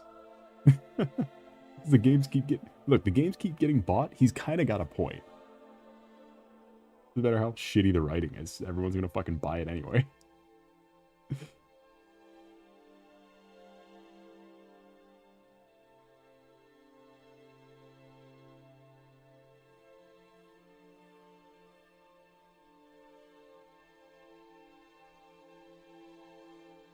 We all played Fallout 76.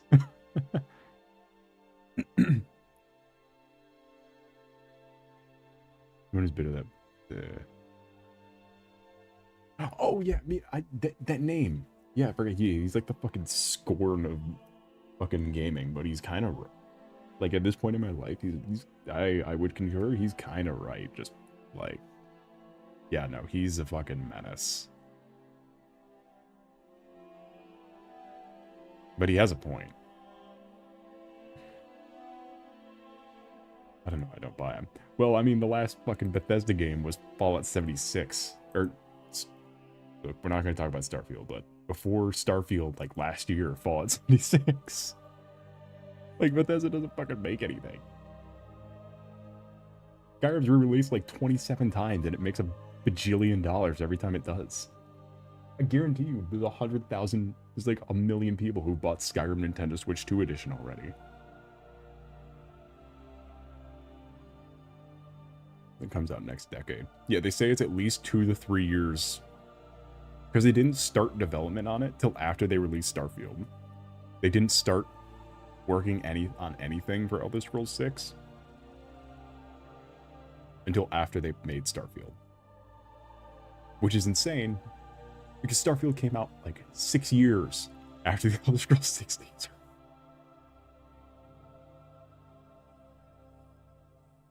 And what they could achieve was fucking shovelware No Man's Sky. Is what they made. And everybody fucking loved it. Or everyone that Bethesda needed to love it, loved it. I thought it was the worst, and I got that game for free. Let's check out Bethesda Fallout 4 came out. Yeah, I can see it. Yeah.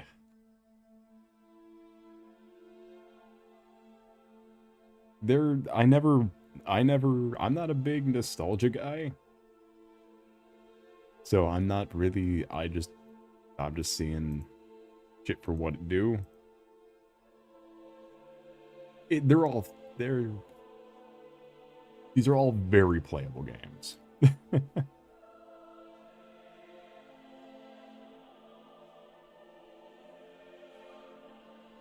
Tell you what, there's a lot of modern shit that comes out. I play Fallout 4 3 times over.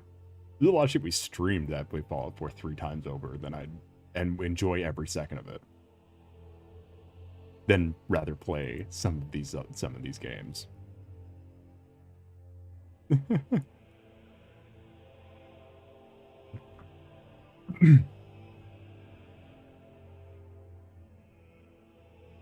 For me, knowing that I played Morrowind last, and I know that it will make an RPG at the same depth and world building again.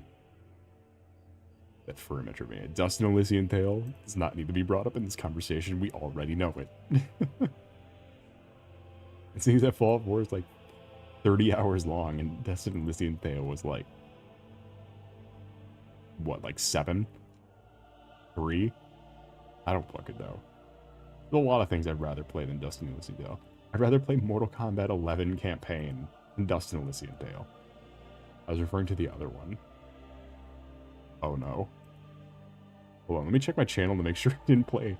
I don't have an unaccounted for free Metroidvania.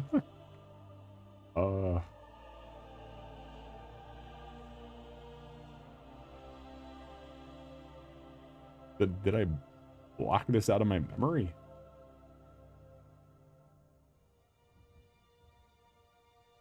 I might have. I very, very well might have. Let's see. Toho, was it? Furry MMO. Furry. What I? Oh, Pseudo Regalia. Oh no, I would play Pseudo Regalia again. I wouldn't get all the costumes again, but I'd play the game again. Eventually. When I forgot my feelings about it.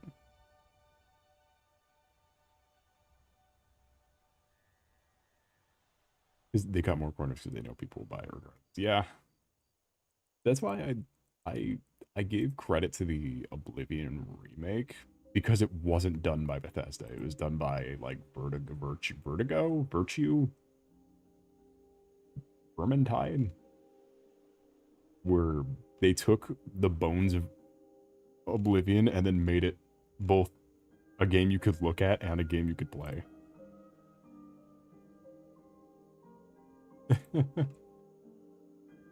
What the fuck studio? What's Xbox's Temu brand Bluepoint? What's the studio name? I can't remember. Virtuos. Virtuous? You know the one.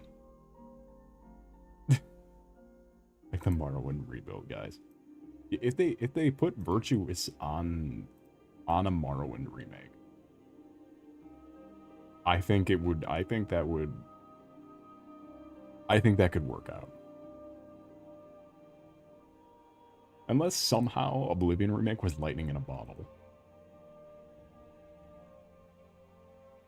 The only thing that would be a bit more of a detriment is that Morrowind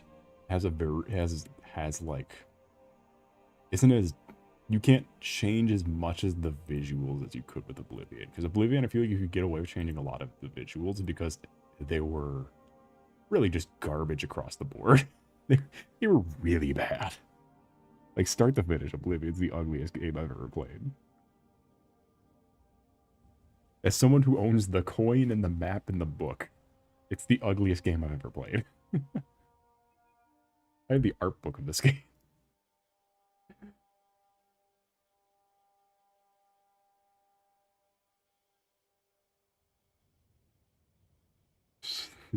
It's an instructional pamphlet on what not to do. Morrowind, yeah, Morrowind looks better than Oblivion. Than regular Oblivion, Morrowind looks better.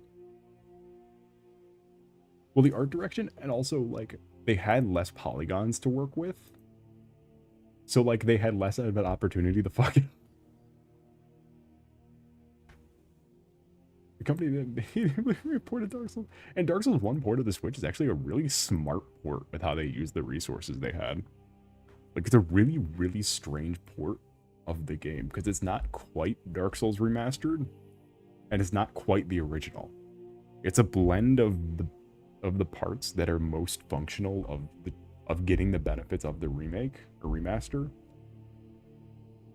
while using the original's assets to blend the limitations. And it's such a weird port.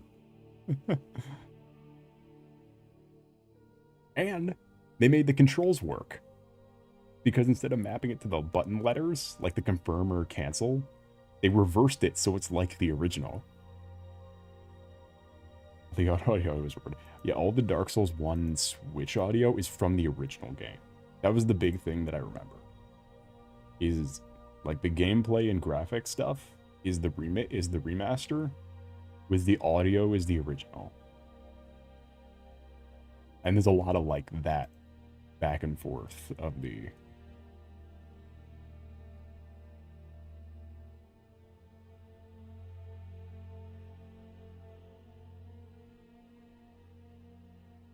Alright, I've googled Morrowind people and Oblivion people, and we're gonna put them next to each other.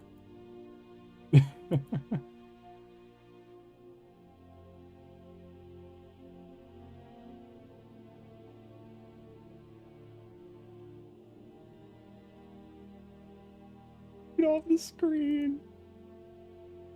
I hate it. Get out of here, Shia Gorath.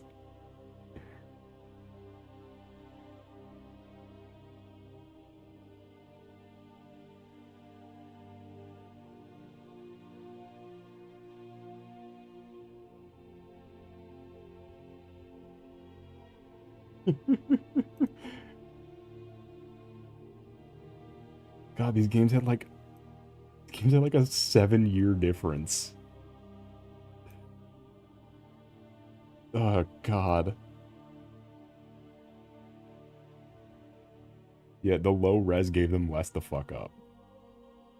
Like this is from 2002. These ones are all from 2002. I think it's a face mod. Is this a face mod? I remember. I'm yeah. Nope. Yep. I think you're right.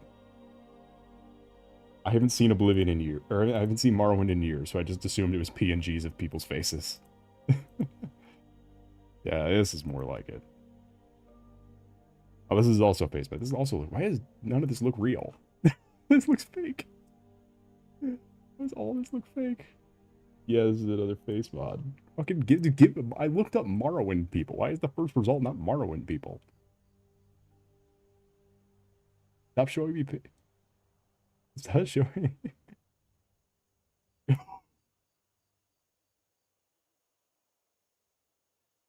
Morrowind is still a little painful to look at. But don't get me wrong. It's just margin. This is the game. There we go.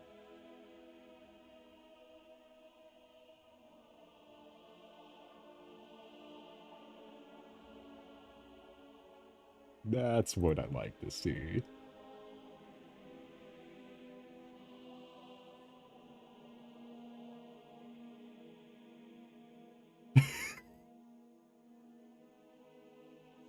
Morrowind races. Okay. Because I do want to compare Argonians just to show my anger as someone who only ever plays Argonians. Oh, here's a great image. Hold on.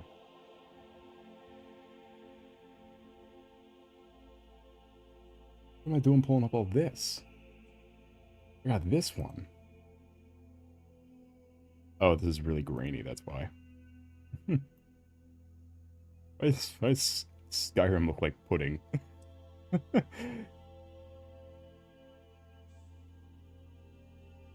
Show me at high def. High def.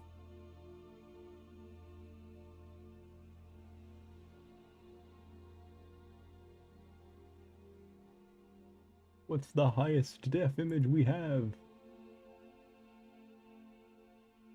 Where it doesn't all look like pudding.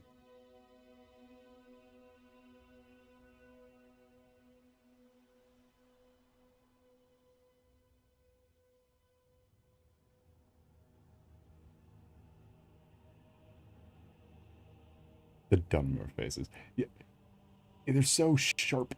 The elves in Morrowind are so sharp. Look at the fucking Bosmer.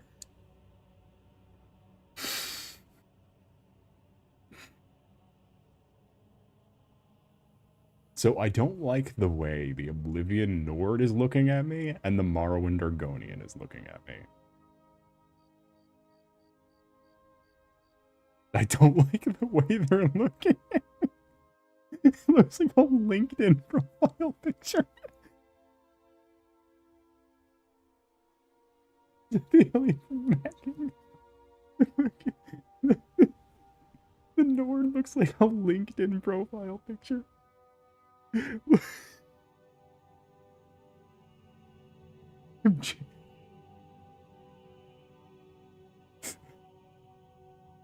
Yeah, why do they look like that? It's a Zoom call.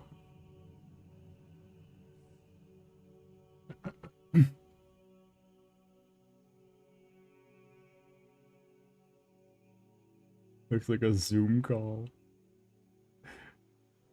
What they gave Khajiit's afros in Oblivion. It's so weird.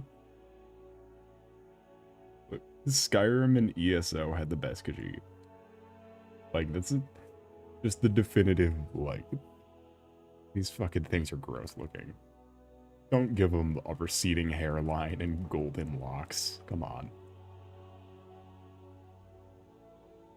It's a cat. It has to have a receding hairline.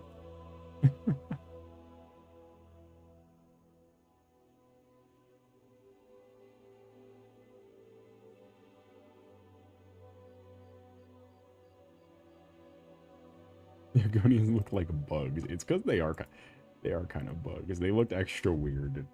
Nah. Because they didn't have to model, they didn't have to attempt to model shoes. So here's my issue. This might be a mod again. This might be a mod again. This is a mod again.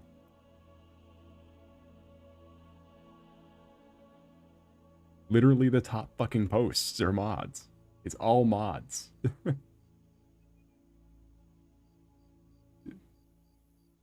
That's something I can't get.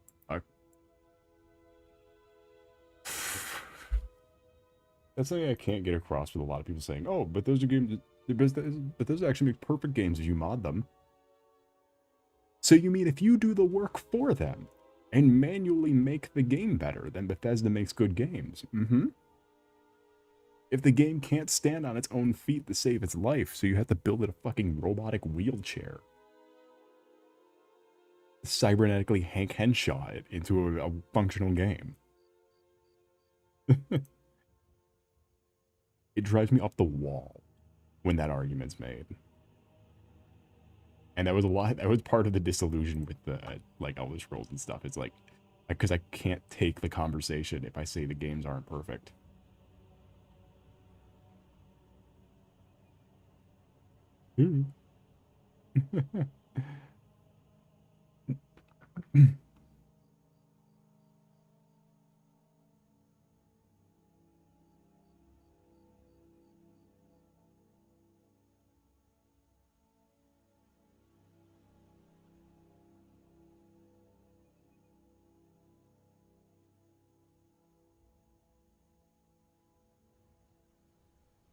It looked like people genuinely make that argument. Everyone I've ever met has made that argument.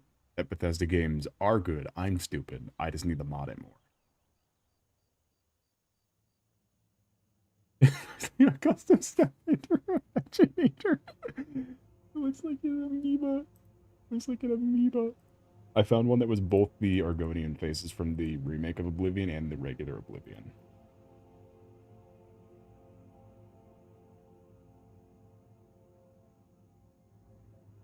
Also, Oblivion's regular Argonian has to be this color. They have to be some blend of turquoise, white, and orange. You can't change it. You could get close, but then you start radiating. You start taking on radiation. It's like,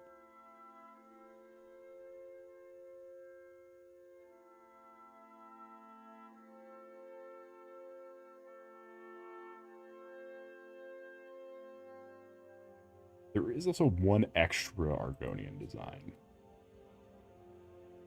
Because ESO does not reuse models from other games. And what they did is they stole his snout. They stole his nose.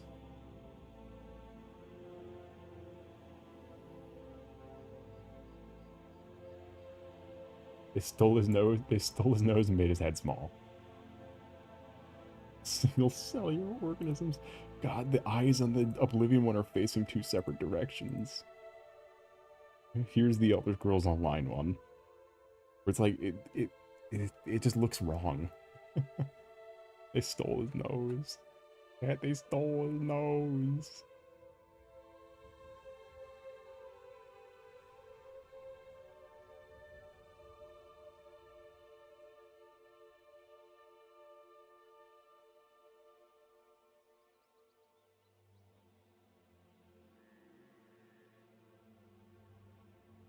All the Skyrim ones are also mods, by the way.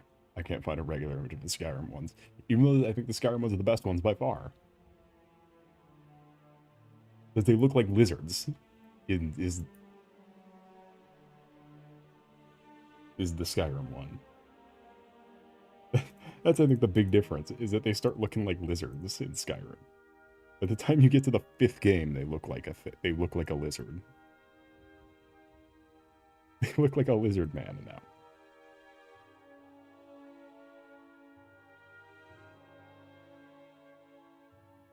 Oh yeah, my lizards look like weird blobs. Yeah, I like when they look like this, where their jaw is like fucking cheesed inside their skull. Like, who decided on this? Who said yes? Who saw this? It was like, this is the direction we're taking this game.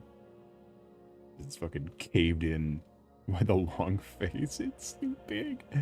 I like the recontextualization of this being a kobold, being like the kobold face. I do like this, because they said they tried to say the reason the Argonians look different is that they're like different subspecies of Argonian. I don't buy that for a fucking second. I just think they're bad at making lizards. I just think they're bad at making lizards.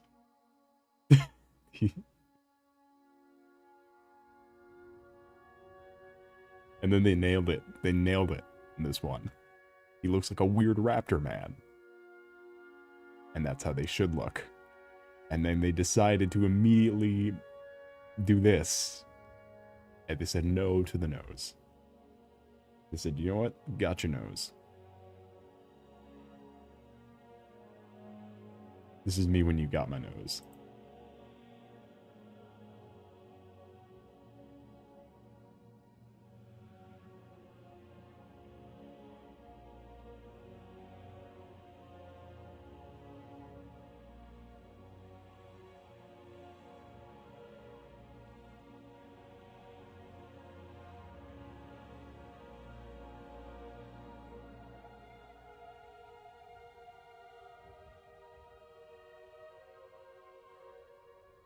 Get the nose back in the character customization. You can't. I tried. Doesn't work.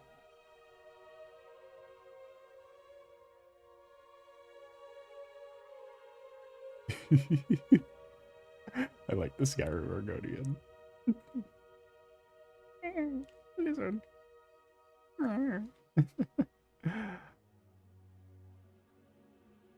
Lizard wizard.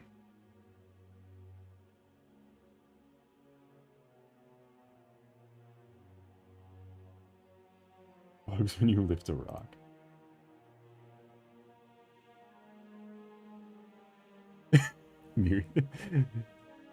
He's so happy. This is how you do the Argonian. The Khajiit is similar, where they went from looking like fucked up. Where they went from looking like fucked up fursuits to looking like lions.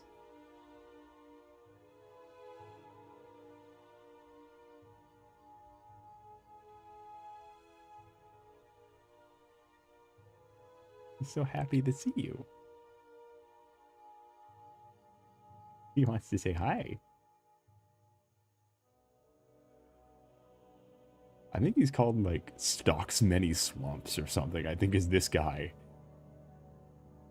Or Scouts Many Marshes? Is that what his name is? Argonians always have weird fucking names that are just sentences with dashes in the middle. Which Argonian is the one to the right? I think this is either the tavern guy or Dirkethus. I don't think it's Dirkethus. I don't think Dirkethus had red on him. It might be the tavern guy.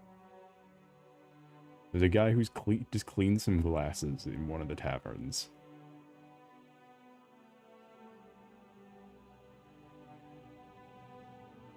I meant the game. Who's the... which one are we looking at?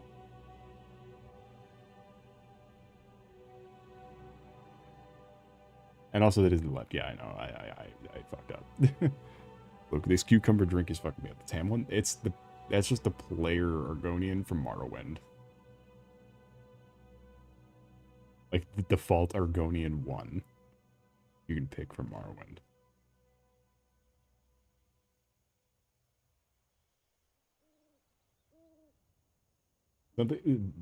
Something the Morrowind Argonian does is they still have a snout that is normal sized and looks fine. Their snout vaguely looks like how I draw Soul's nose.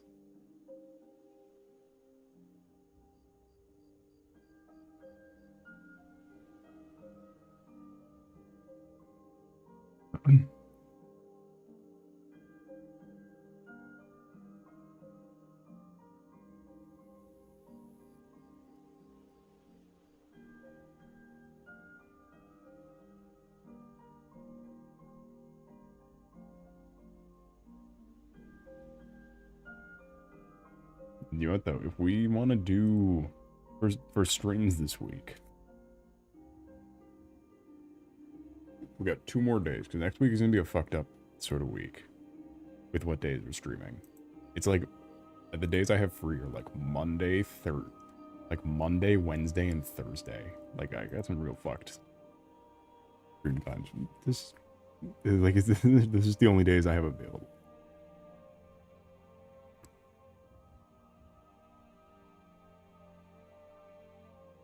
But let's see. If we want to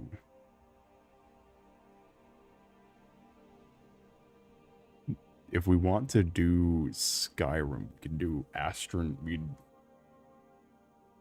keep Astroneer and then start Skyrim.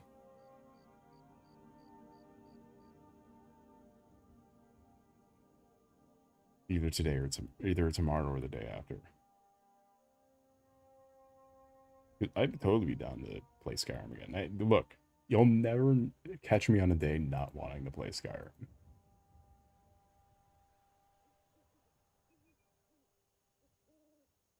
When I say no, I do not want to play Skyrim, I will be dead.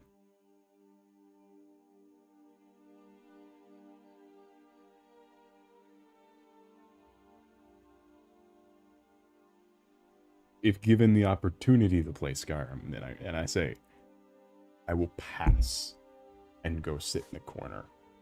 Never.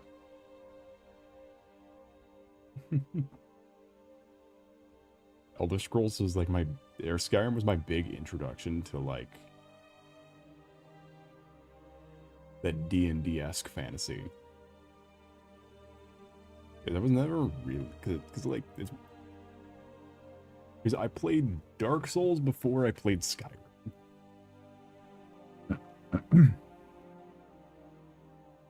And before I played, and like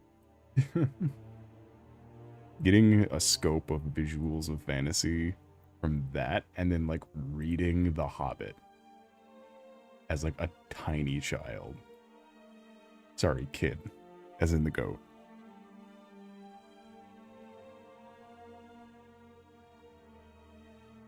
What do you mean the marketers on LGBTGameArchives.com?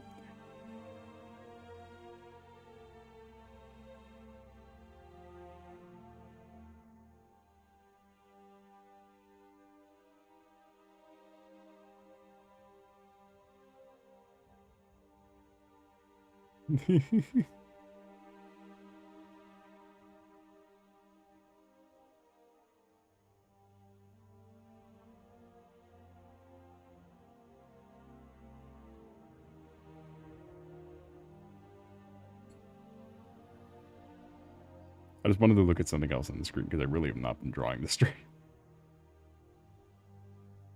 Doing a lot of yapping though. Women Snowy-chan. That was United Day going. It's a pleasure to see you. Look a bit and welcome in. We're just winding down a very fruitful conversation of whether we're going to play Skyrim this week. A cucumber drink has ran out. Nice art. Thank you. This one is currently finished and uploaded on all of my art platforms.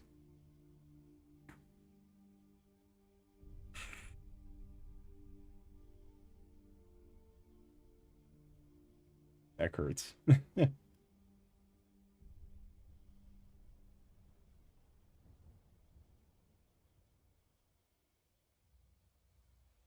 I broke my calibration while doing it. I broke my calibration while snapping my neck. Ouch. Alright, back to the European Dead Zone.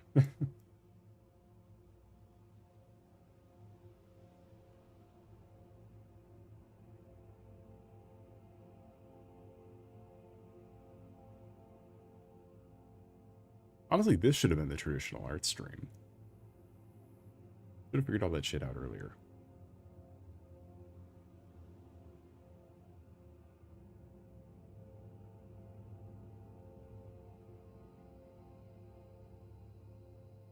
That would have been...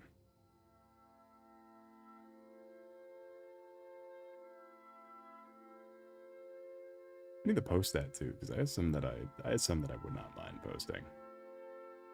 From the sketchbooks. This is like fantasy story. I love fantasy. It was really more we were talking about the designs of Bethesda, the previous Bethesda games. And I forgot how we got on it, but we did.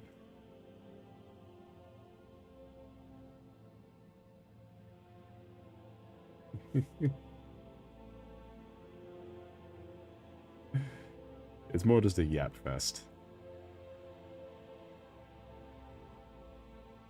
Roll the hall, I guess, still in the image. Oh, hold on.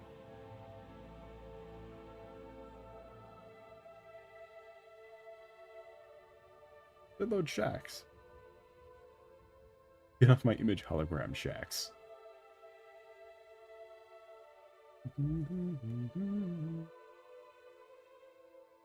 Hey, they're right here. Let me just move them so I know where they are. We need to like find better spots to hide them. We need to find better spots to put them. They can't all be in the clouds.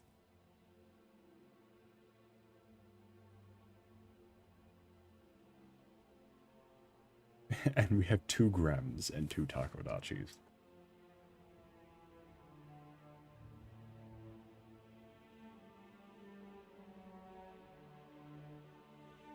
Hide them as like ancient cliff. 2 Takotuinas. Inayen.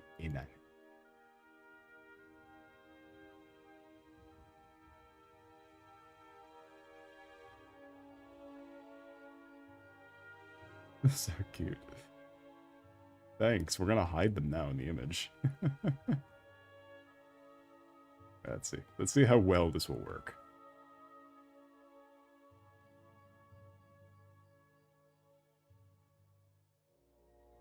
We hit a velociraptor in an image back in the day. I'm sure we can get away with hiding a... I'm a better artist now. I'm sure we can figure out a way to hide a Grem.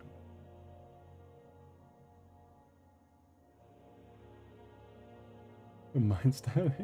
Positive. What's his name?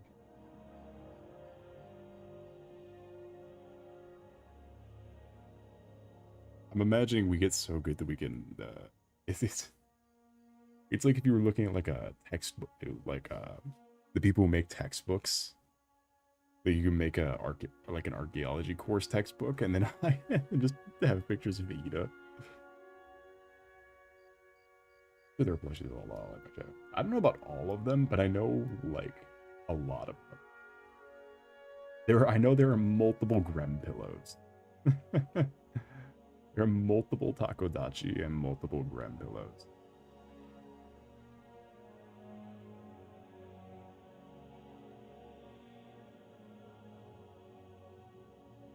They made that one Grem pillow you shove your arm into and like uses like a hand pillow for like trains and stuff, I guess. I don't know when you use it. You're laying on your stomach like a Neanderthal.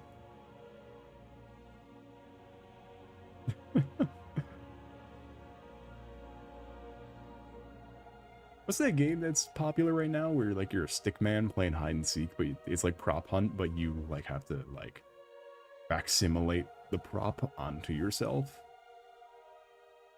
That's kind of what we're doing right here. With hiding this Grem in this rock. Did you say Mecha Chameleon? Am I getting that right?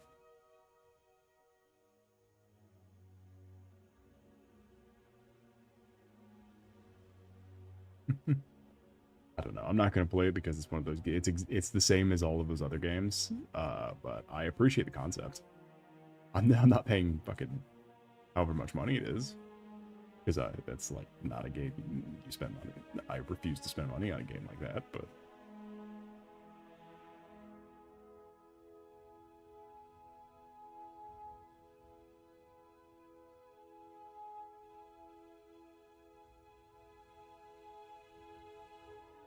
and his legacy will be in stone.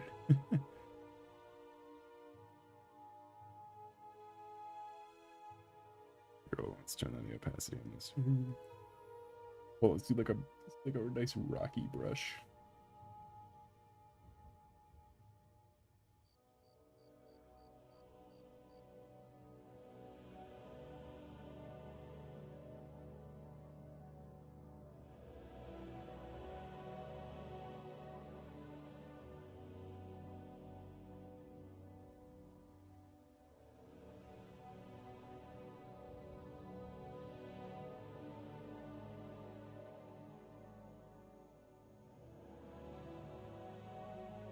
His legacy.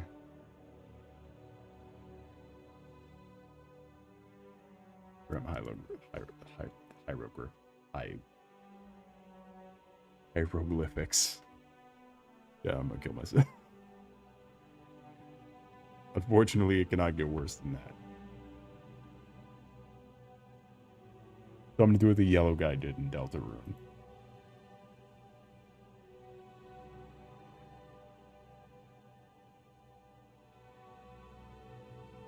Well, it's time I was about to go bury myself alive.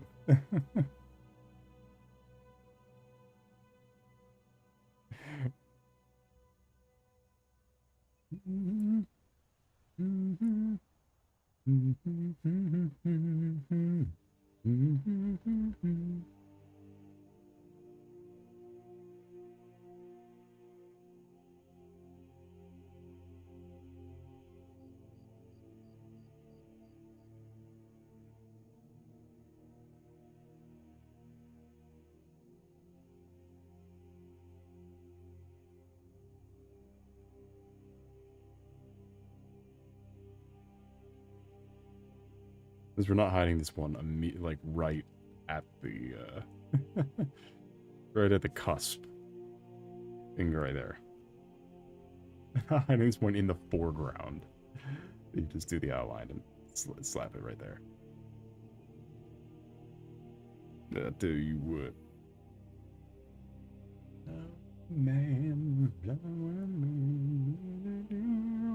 that shit has been stuck in my head since we played it. It is actually insane. I cannot get it out of my head. With his hope in his hand, so he stands. Something the flower man.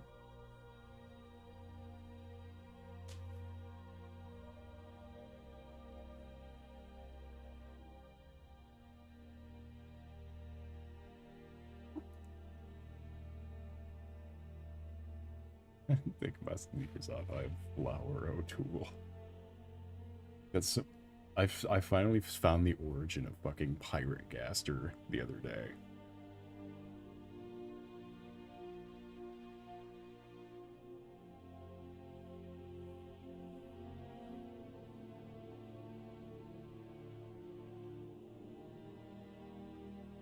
It's like, it's just so fucking flabbergasted the whole time. Flabbergasted the whole time. The Piss River. Someone made a full fucking, like, animation. It was like chapter 7 leak, and it was fucking just a full animation of Pyrogaster. It was so goddamn, like, this character has been around longer than I've been an adult. Like, it's like, conceptually, currently, the idea of this character has been around longer than I've been an adult.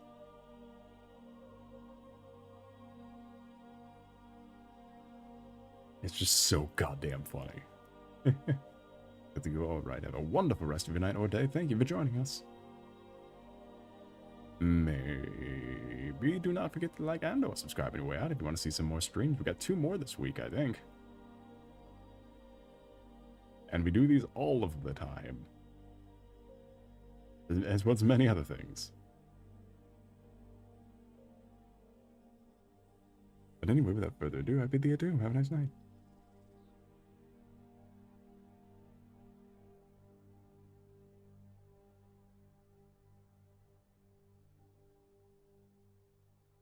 Thank you, thank you, thank you, thank you.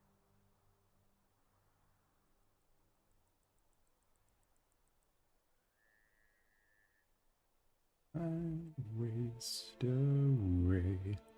It's fine, shouldn't matter which way.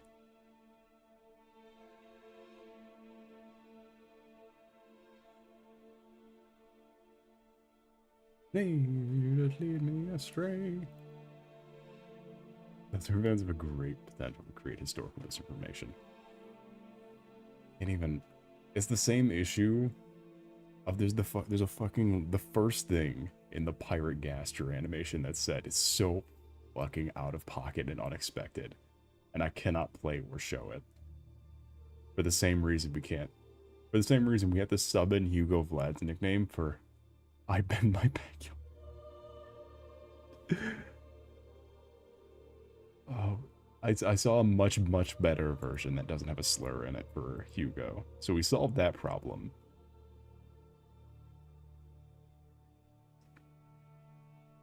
There's someone criticizing Zenless's writing, and they called Hugo I bend my bacula.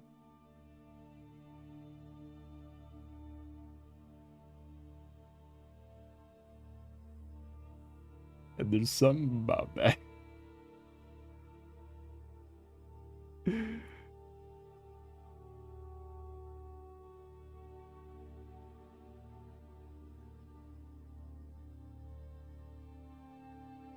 We solved that. We cannot. Because look, Pyrogaster just says it. Is all I'm saying. Pyrogaster just says the slur. He says. But it's don't worry. It's preceded with Chips Ahoy land. Lovers would be the thing you follow land with. Chips Ahoy land lovers. However, it is also referring to Susie and Noelle in the shot of Pyrogaster. You said this to me. I absolutely can. However, if I pull it up, I'm afraid it's going to start playing pirate music. If I pull up the link, I'm afraid it's going to start playing pirate music.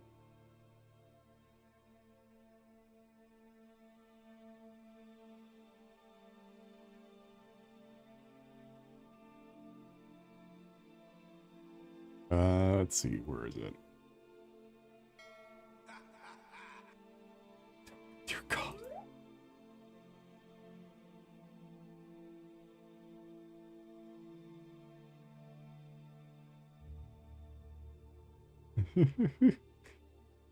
He's a pirate now.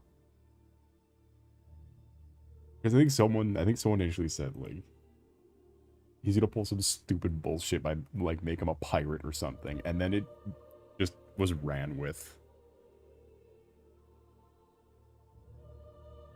It did, in fact, play pirate music. Here, hold on, let's keep it.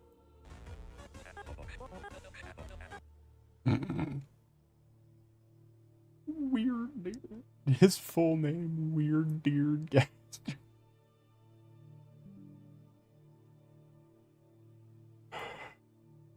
Weird Beard Gaster.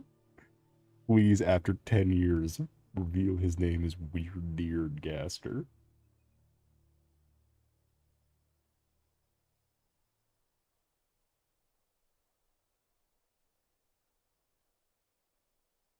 Oh, there's also this one I could send to you.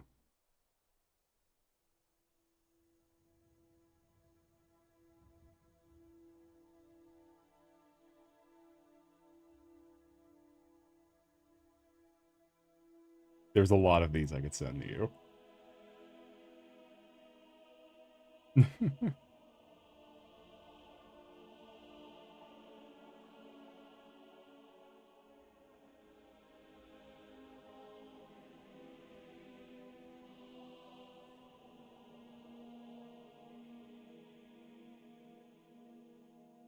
There's so much Pirate Gaster art and videos. There are so many. If you just put it in the, like, any search, it is just nonsense. And it took off like a fucking wildfire in a wheat field.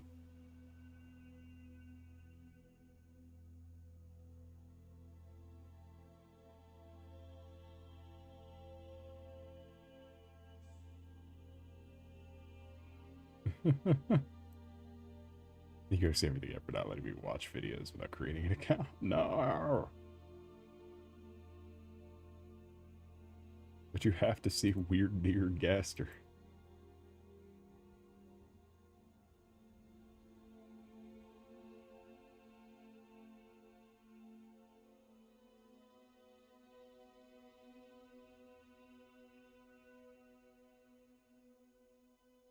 Just watched the first video, the first episode of Cigarette Cat.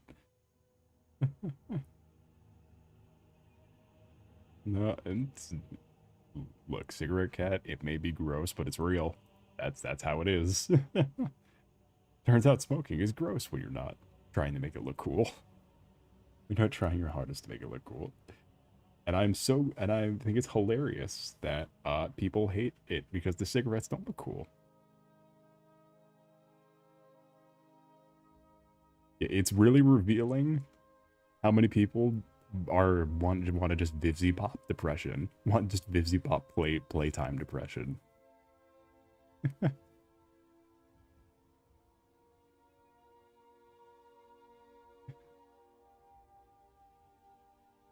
It's really telling about some people.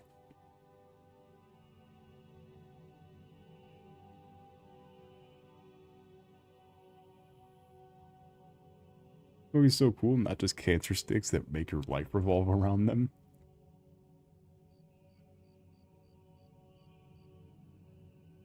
It is also gross. Yeah, it is. Hey, you want to quit? You want to quit smoking, right? It shows it does. I still think it does a pretty solid job of showing what is the worst possible portion of you could have your life in, like the worst possible shape you could be.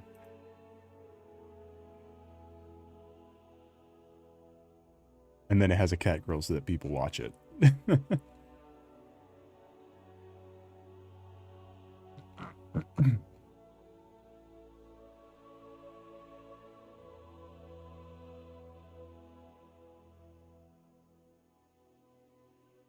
Blister, keep on looking at Weird Beard Gaster.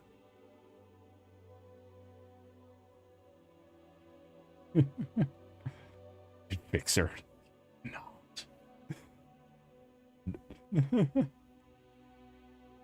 There's so many of these. There were literally the day someone mentioned that Hobart would do some dumb shit like make Gaster a pirate. Thousands of pirate Gasters were invented, were born. It was the same spark as Green Gaster from last year.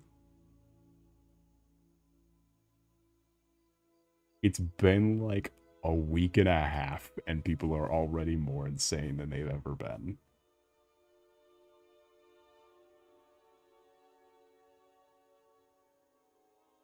I'm sure you can find a lot of weird beard Gaster on a Tumblr. Because, fun fact, this character used to be a Tumblr sexy man. And now he's a green pirate. Now he's a green pirate turtle. He's just locked in a room with sticks. Unfortunately, no one in her life cares that much about her.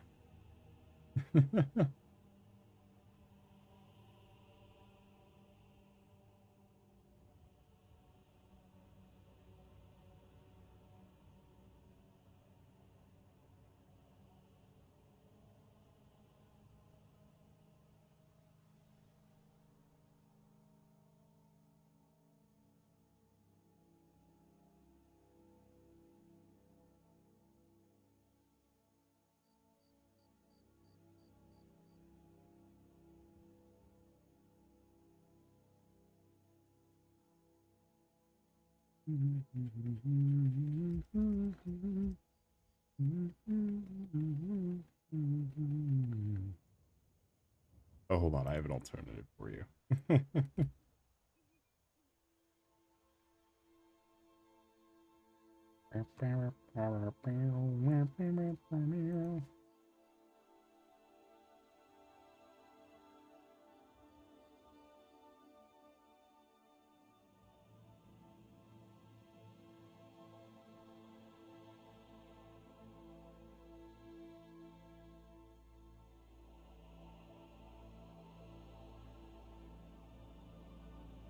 Why am I listening to religious ska?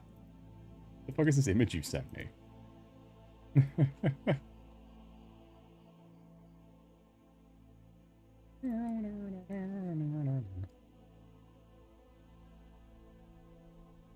The fuck is he a dragon live stream? Recommend. How was your night today, boys? It's a pleasure to see you. That better not be that. Wait, no, that is what that is. Fuck you. Welcome in. I am goat? Question mark? Who knows? I certainly don't. How's your night today been going? Well, I certainly do, because I made it. I made the model myself. I sure hope I know what it was.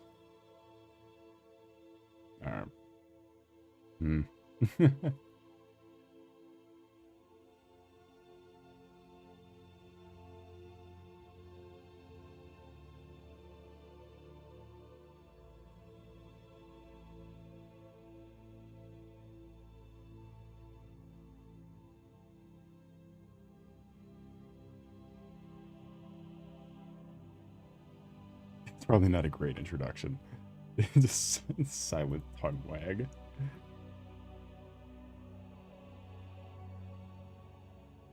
Worry, all the videos have re-uploads on YouTube. Blister, that's for you.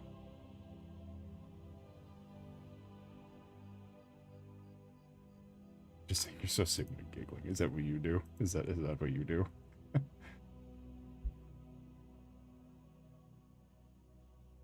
There we go. And I'm gonna try not to hover over the videos again so they don't play more pirate music.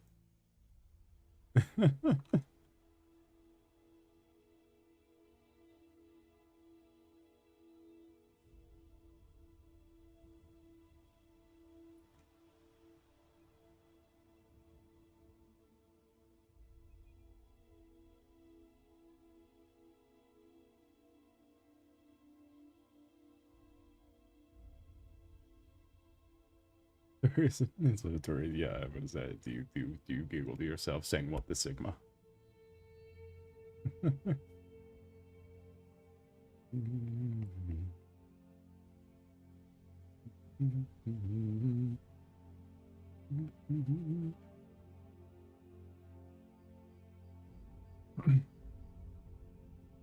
Sooner the other day. She does look. Her damage output and support output has been lacking.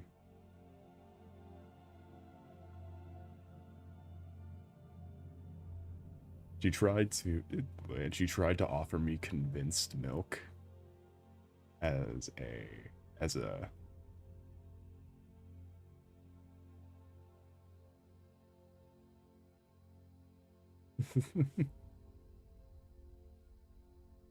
apology, but I wasn't buying it, seeing that condensed milk is not a thing. And I asked if she meant condensed milk, and then went,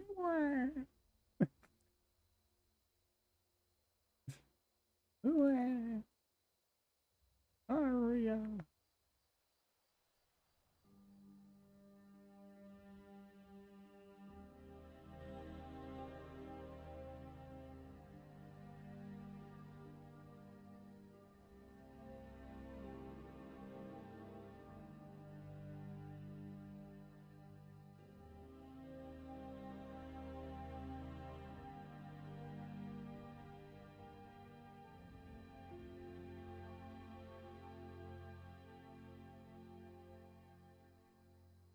Tired. You know, at the end of the day, now that my cucumber drink is done, I'm honestly kind of appreciating it. You know? You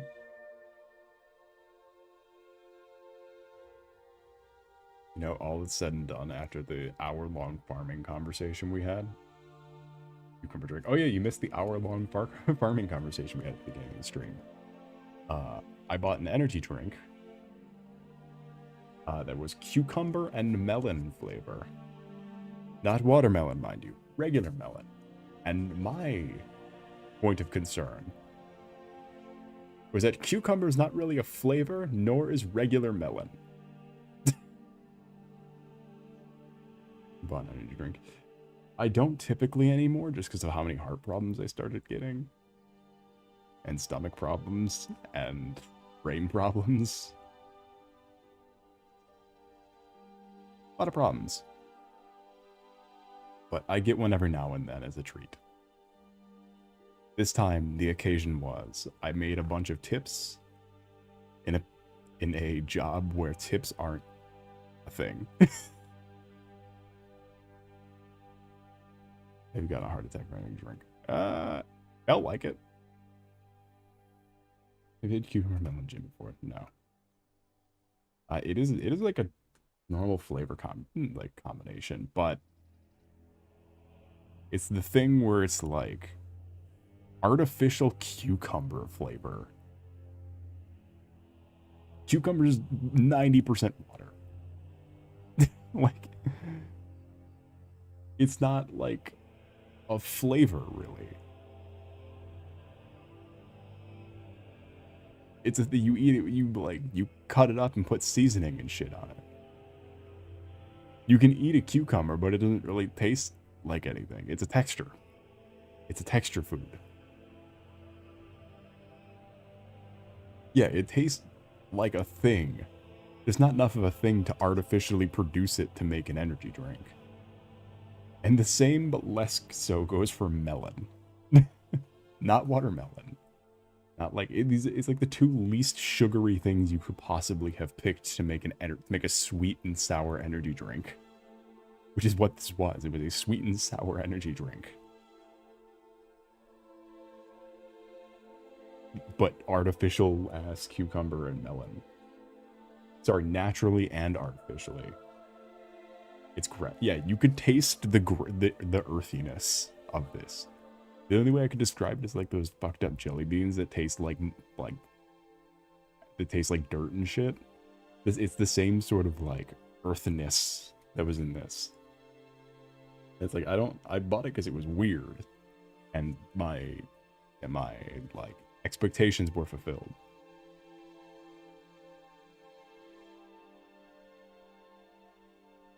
Because you definitely, you know what, the melon The melon bit is I indulge in both eating just like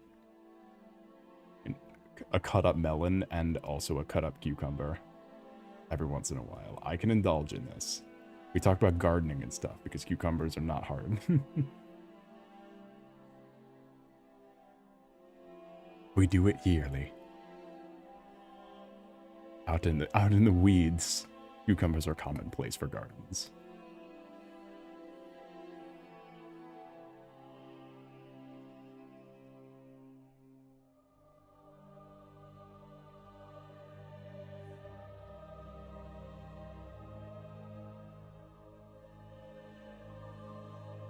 So I'm gonna start a gardening channel after I start that baking channel, where we Hank Hill baking recipes.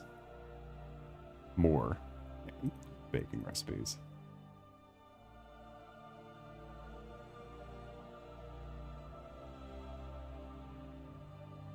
I'll tell you what. Said I'm surprised how this rather quick way to kick a drinking habit. Is it cold turkey?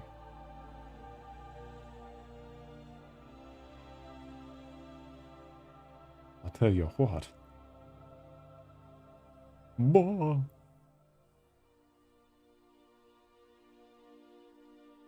Oh, speaking of addictions, I have a I have a smaller goat contemporary who is blood related to I,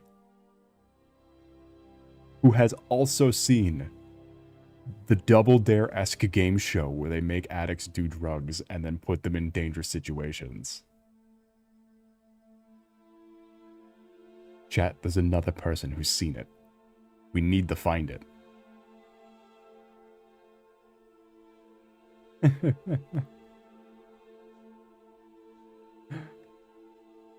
Convincing myself I wish you were proud of me if I succeeded. I would. Maybe. Succeeding in what? The kicking the drinking thing? You don't need to be parasocial for being like, yeah. Yeah. It exists. Yeah, it exists. Because because being quite a bit younger than me has also been in that, was also took that class where they show you that show.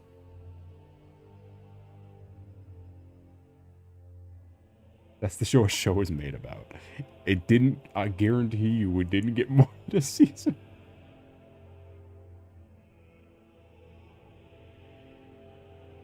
It's not a personal thing. I can be very impersonal and also charming. That's how I make tips in positions where you don't give tips. That's how I'm the only person routinely at any job I've ever had that has ever made tips. I'm very impersonally charming. And pleasant and nice. Not parasocial. Customer service.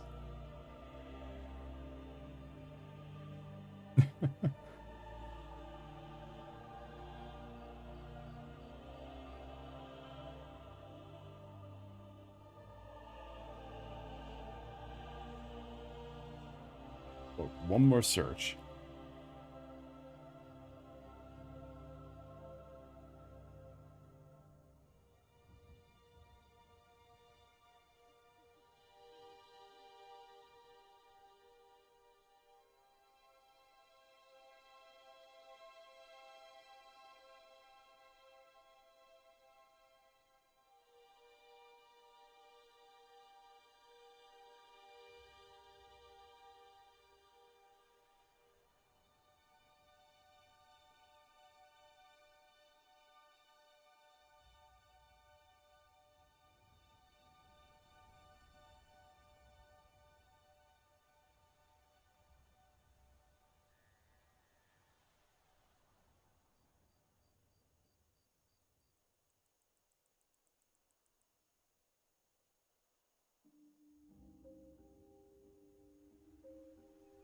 Yeah, being generally helpful is not being parasocial.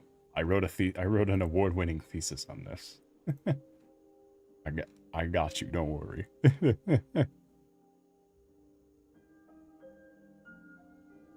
think I typed some music-based bad conversation.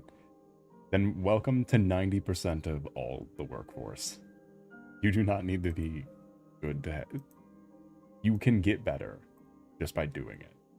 You can learn by doing, but also you will not be at a disadvantage for the most part if you work in a field like that. Trust me. Most people are bad at conversation when it comes to it, when it comes down to having the conversations.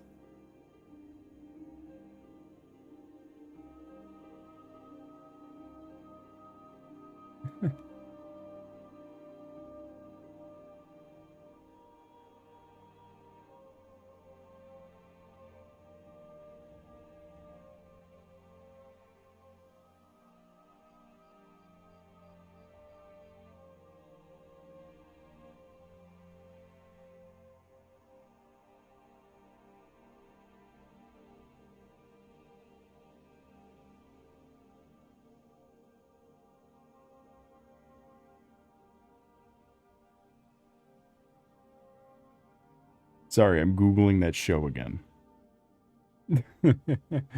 sorry, I'm trying to Google that show again. I swear to you, I will find it and tell everyone to watch it because it's so fucking funny.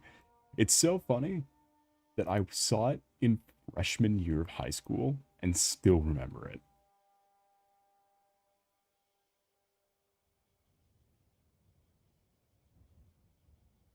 So the positive reinforcement.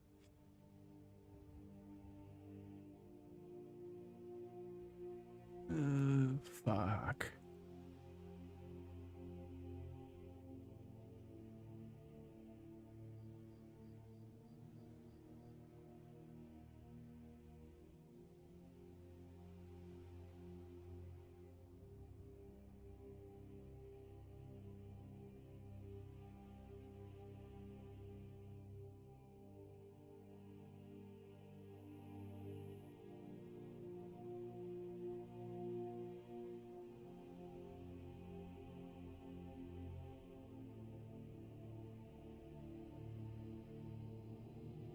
What the fuck is A Nightmare on Drug Street?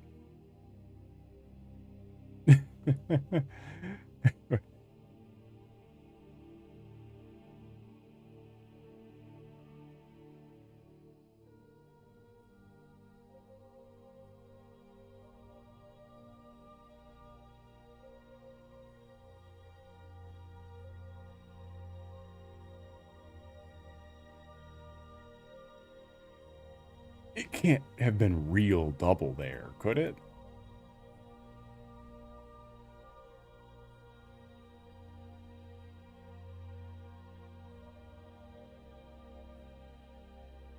But these reasons are no other deal inside across, so I just got top that.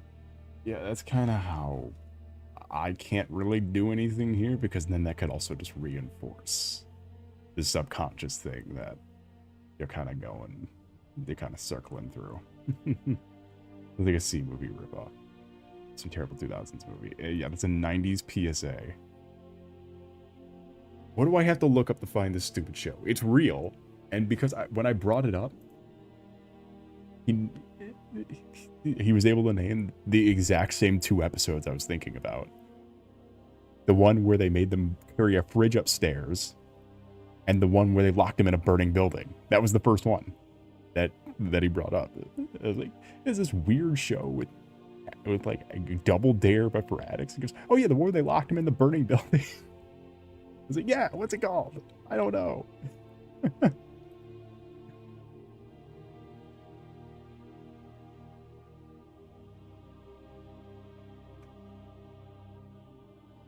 Because this is addiction theme content. Yeah.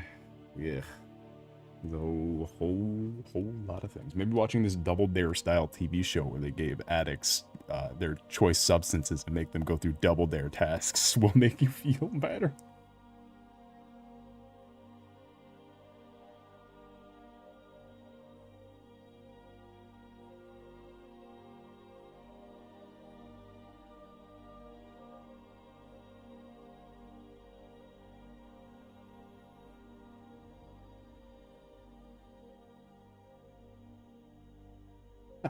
fear factor.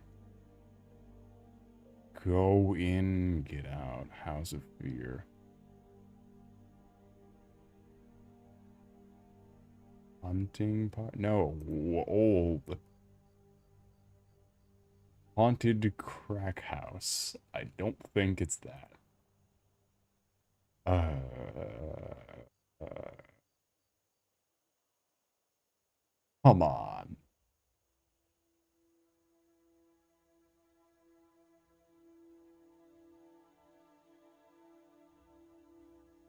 It's called fucking Hunting Party.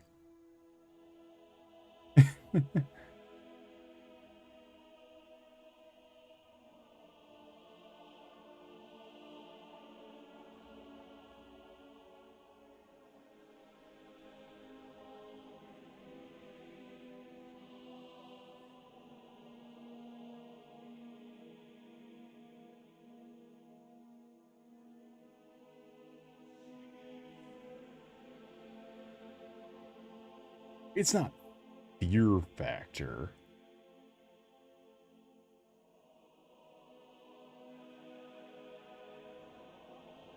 I don't want to see modern shit with people taking drugs. I want to see the old shit with people taking drugs.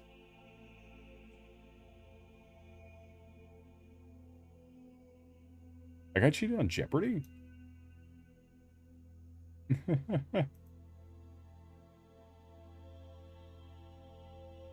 All right.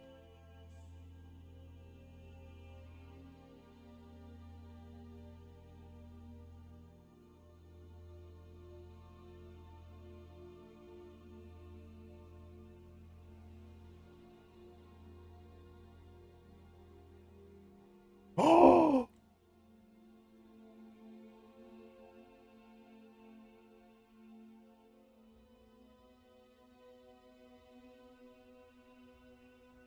This might be it. It is not the most extreme elimination challenge. Stay my Robin Williams. Please let this be it. Oh no, is this it? 2011.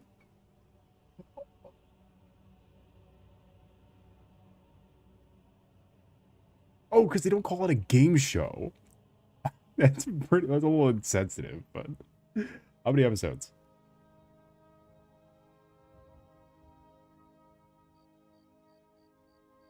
Find it. I might have found it. It looks similar. And it has a similar premise.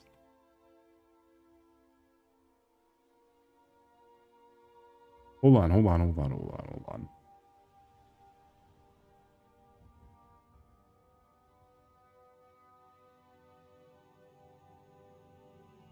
Where do I see this?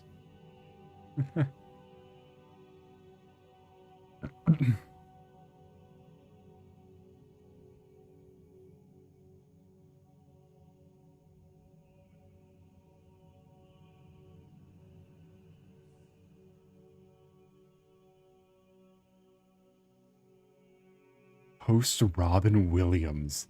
That's so much better. That makes this so much better. I just need to see an episode list. What's it called? It's called Your Body on Drugs. Or Curiosity, Your Body on Drugs. What is it?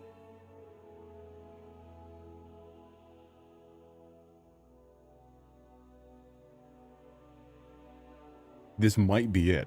They had a stunt driver for what?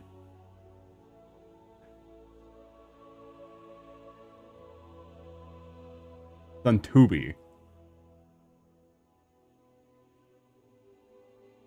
Okay, it seems to be one. This is one long documentary.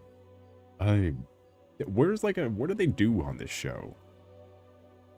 Just show me the one where if I see the house from the burning building.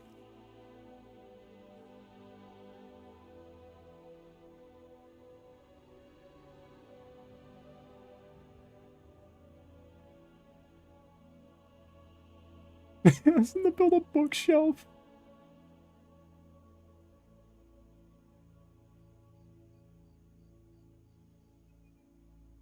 Yeah, where's Where's the one with the burning building?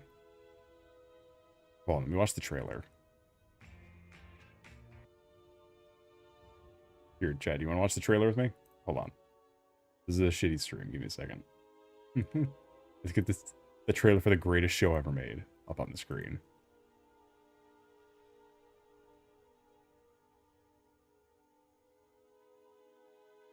Fucking Meyer. A team of medical experts is conducting an extraordinary. Oh god. When's the last time you used meth? Like 10 minutes ago? A scientific look at the true effects of drugs. Heroin, cocaine, meth, and marijuana.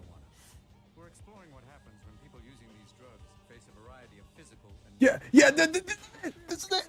Chad, this is it. I found it. Williams hosts This is it. Curiosity. Yeah, wait, because this is the. Hold on, wait, hold on, wait. I saw it for a second. Right here, he picks that up, throws it, and knocks out a cameraman. This is it. This is it. Fucking found it. This is like almost 10 years in the making. I found it.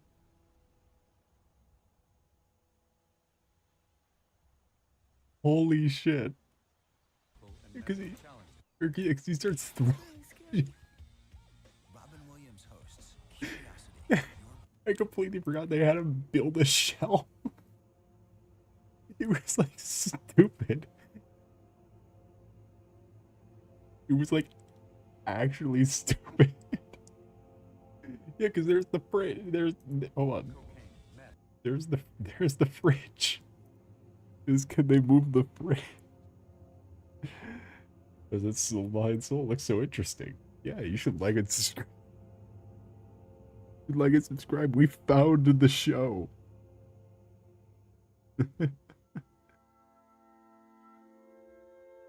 We found it. After all these years, I'm so happy. Curiosity, your body on drugs. I bet he can move the fridge. Oh yeah, I'll bet you. Yeah, I bet you he can move the fridge on that. Yeah, where is it? It's... Hold on, yeah, it's I had to use Gemini. And just start explaining the show the Gemini and hoped it would come up with something. I found the first good use for AI. It's just rambling about this stupid show. And seeing if AI knew what it was. Granted, it was like it was like far down on the list. After several descriptions, I was hoping that it would like come up with a list, and it did. Let's see, what were the drugs?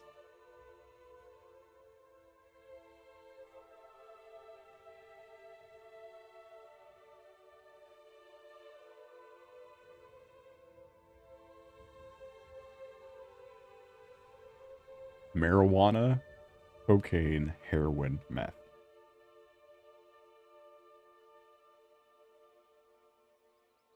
Build a shelf, drive a car, move a fridge, escape a burning building.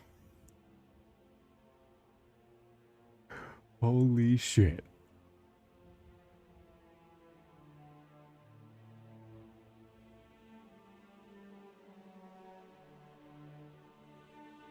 They call it a serious experiment.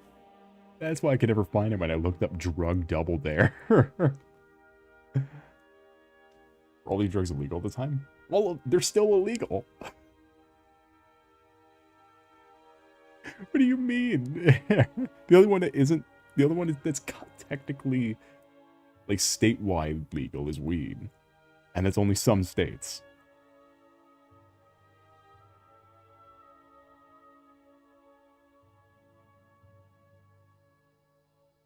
They're all still illegal.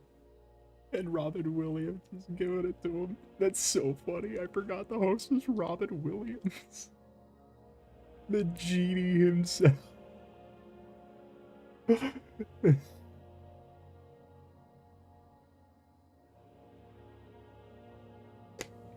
Fucking... Technically, it's a clinical experiment. You get your hands on most of these just fine. Yeah, but, like, let's be honest with ourselves. It's fucking double there. with drugs.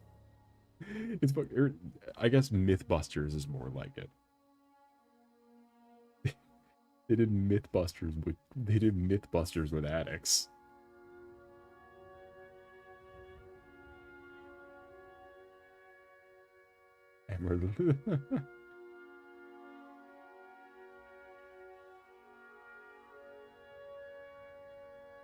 Holy shit, I'm so happy. We found the show.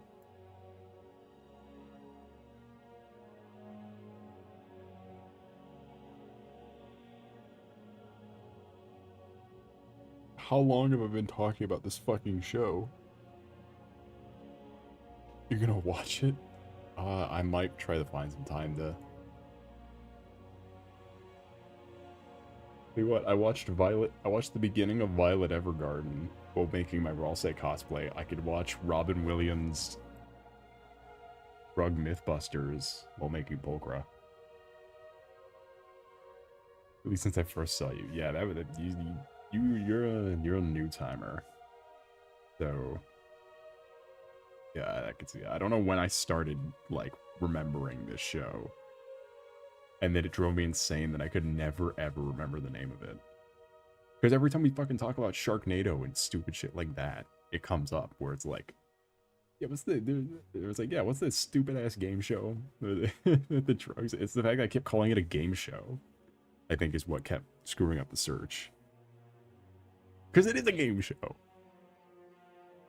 They win or lose.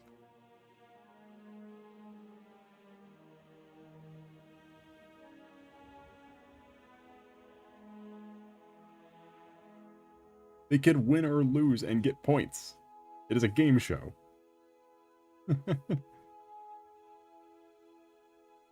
Fucking medical, like, serious medical experiment. My ass. You get the fucking Robin Williams. It's like, oh, 3 points. Oh, here's some weed. Oh. It's scientific. So they can get the drugs legally. You are completed. You feel like you learned something. Yeah, I'm like a Stark from Frieren when he kills the dragon. But did they record and publish the result? What do you publish? Like what do you even publish from this? Medical experiment to not go to jail. You have to get the heroin.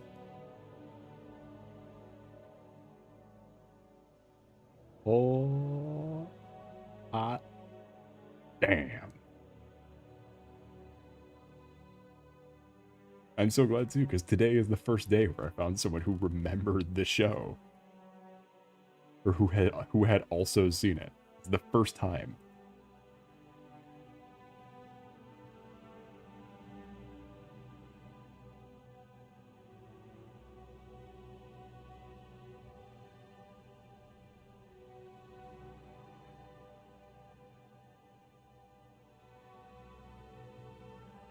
People forget it's a serious medical experiment where we have big wacky scoreboards that keep tallying our points.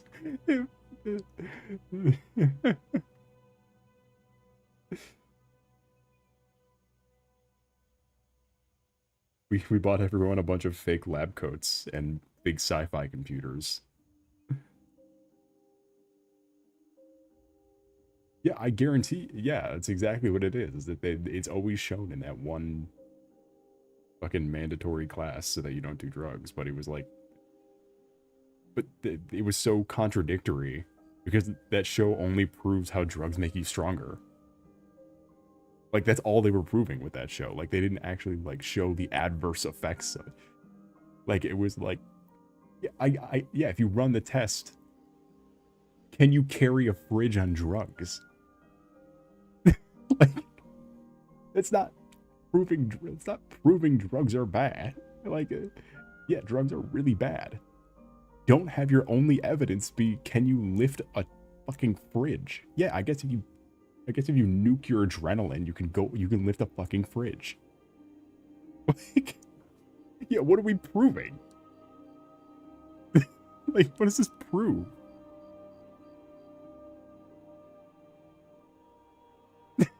Like, That's why I kept calling it a game show, because it's not scientific. It's like,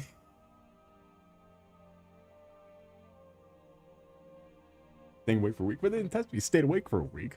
The test was, could you lift the fridge up some stairs? I see motherfuckers on. Yeah, drugs are really bad.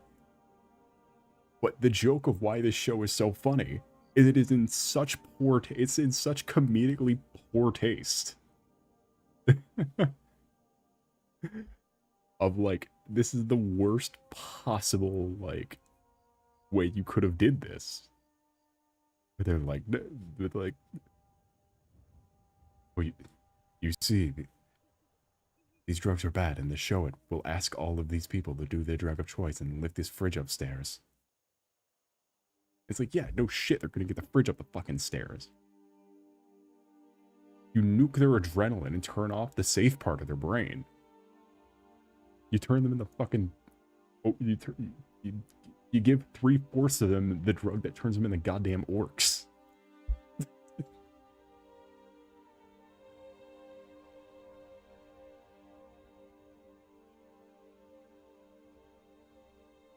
Like, this is insane. Yeah, like, they don't show any of the negatives. Like, I don't think I could escape from a house that's already on fire. But apparently, if I'm a fucking orc, I can kick the door down and smash through the goddamn walls. It was like all strength tests. The only one that was like a real, like, this is the detriment was the driving one.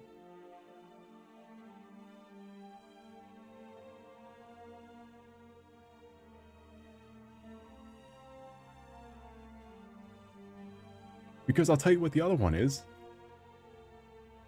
The other thinking one that isn't a strength test is fucking... They basically told someone on weed... They told someone high off weed to build Legos. Like... It was like, what were you expecting? It's not a... That still isn't proving your point. Like...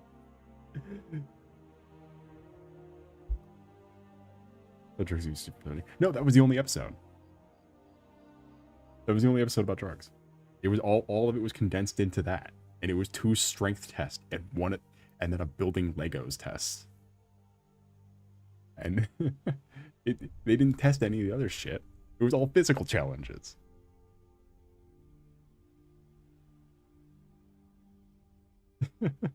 That's why it's so poor taste. I'm not saying this is a good show about drugs. I'm saying this is a good show because of how fucking awfully it handles itself. Granted, I don't remember. I only remember the funny bits of it. I don't remember like the actual premises of the show, like the actual like play-by-play of whatever Robin Williams is trying to say.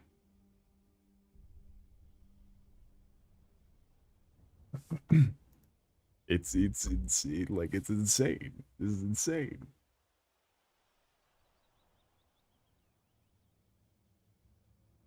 Yeah, it's clinical. It's interesting, but only because it is such a weird way of doing what it's trying to do.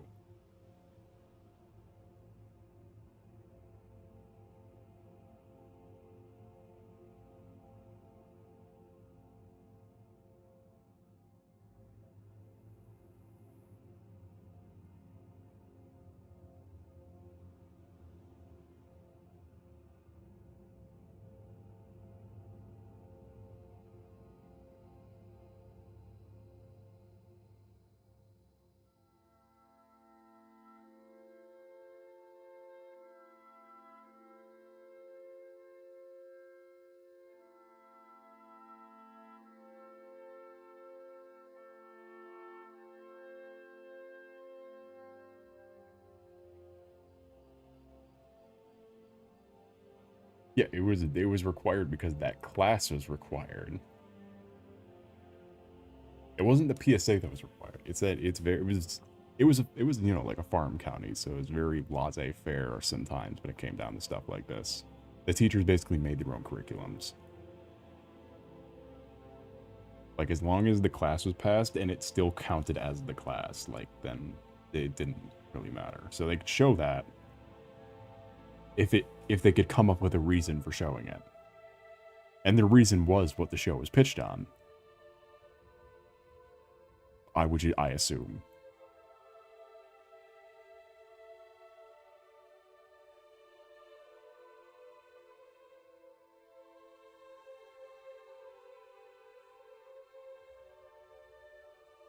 Would you choose to show that over? Oh no, look, I've seen every one of these fucking PSAs under the sun. It's just it so happens that the crazy ass game show was one of them.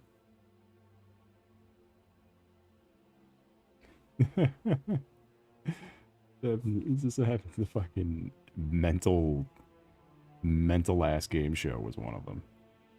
There's a lot of stupid shit you end up watching, and I remember a lot of it too, because a lot of the stuff other than that was like from I took a lot of college courses throughout high school. Where it was like it was a college curriculum counted from, like, sponsored by a university, so you got a full credit for it. Like, as a college course. A lot of the, like, film classes I took was like that. I remember all of those films, and I remember hating most of them. It's your body, not your mind, not drugs. Yeah, it is your body, not drugs.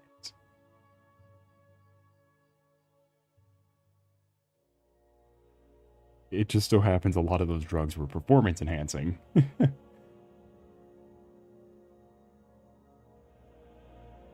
Which, while making the results fair and truthful, they kept the results fair and truthful. It just so happens that the fair and truthful results were in fact performance enhancing.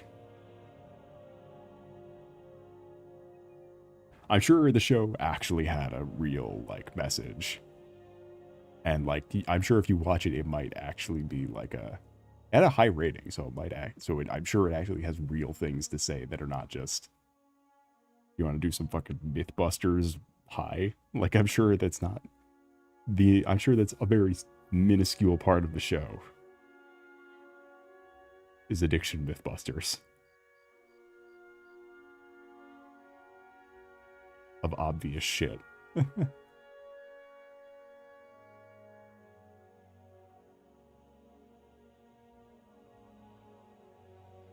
gonna play Destiny as it.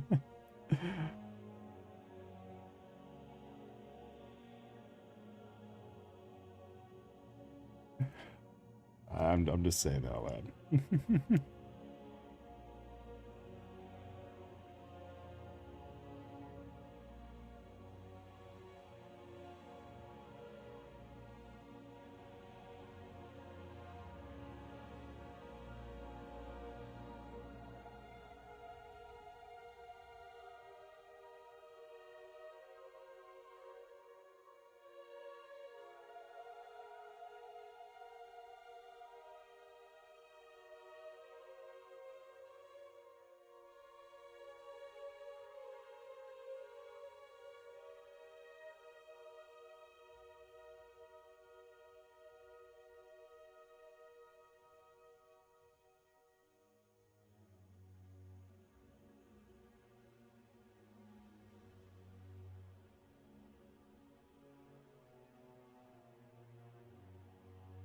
Yeah, god damn it, though. I'm so glad we found that so we could actually have the discussion about that fucking show. And you can watch it right now.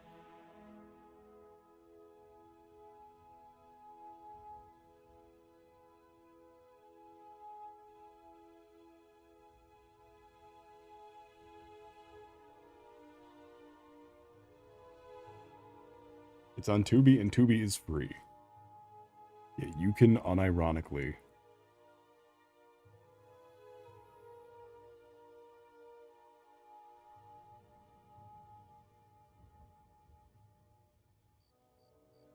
Make your own take about this. I'm sure, I'm sure it's in the same vein of documentary as fucking Super Size Me. Because that's also one that every fucking person going through school after Super Size Me came out seen. Like the fast food one where they just completely fucking butchered all of the analytics. And like and like the guy was just making shit up.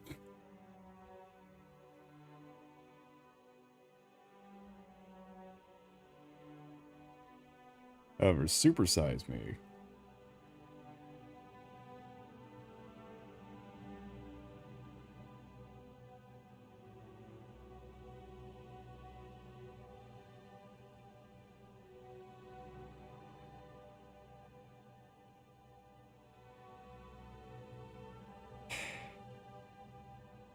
That's the and going circling back to all the other documentary conversations we had. The Super Size Me guy made the 30-day extreme or whatever.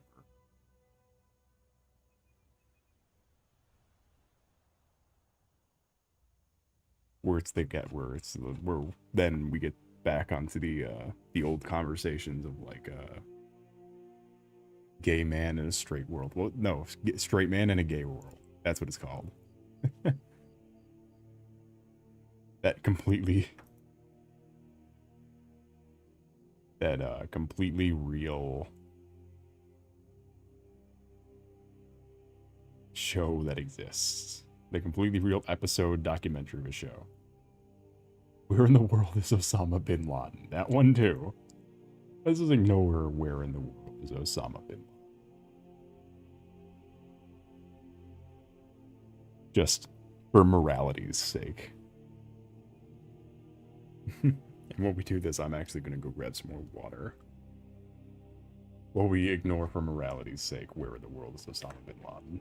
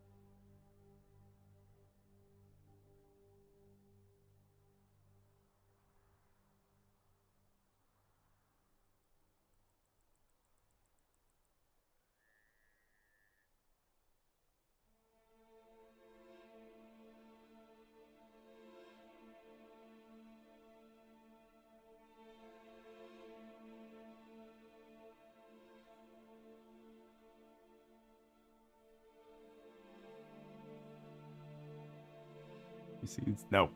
All right.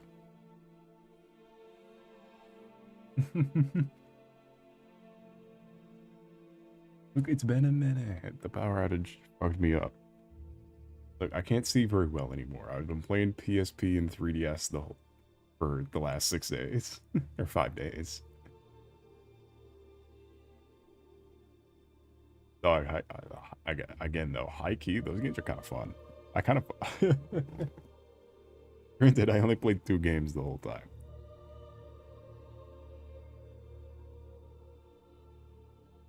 I just rotated around them.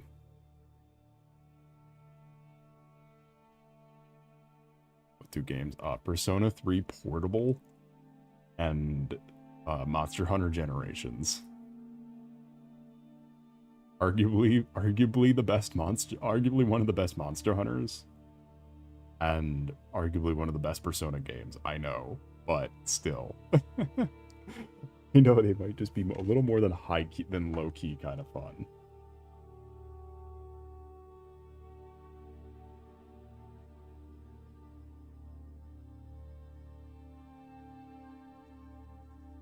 Holy shit, Oblivion ambience?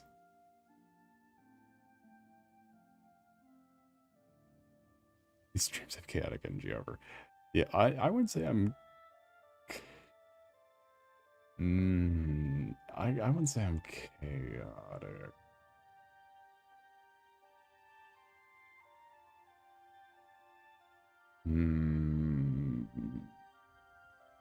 I guess my personality isn't chaotic, but my actions are.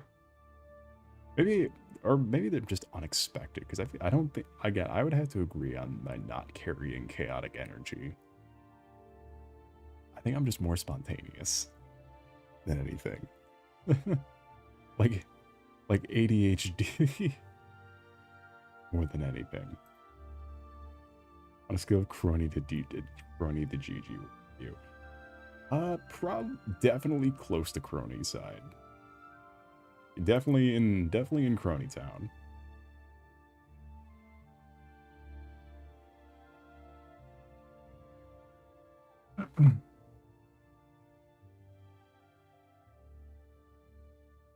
Lend me your power.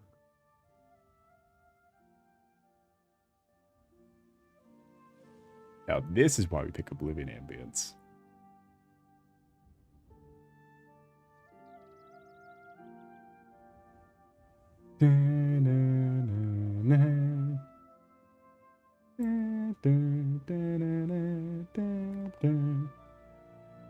Spontaneous and chaotic are fairly synonyms.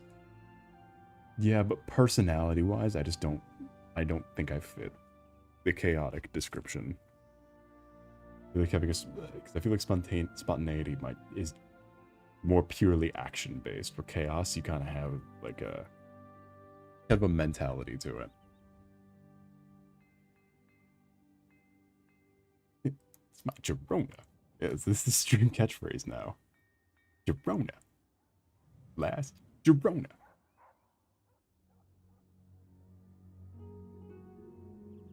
Lend me your power. Here I come, San Francisco. Oh god, imagine the fucking immense amount of cosplayers. That one's easy to cosplay too. I saw an egregious amount of Tenna cosplayers. And he's fucking hard. How do you see out of a TV box? Now imagine just needing a wig and like a vest.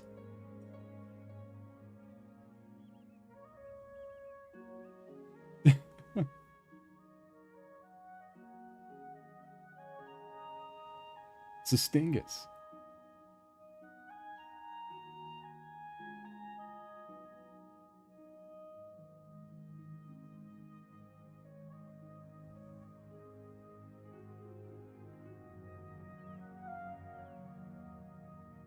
You're eating my flesh.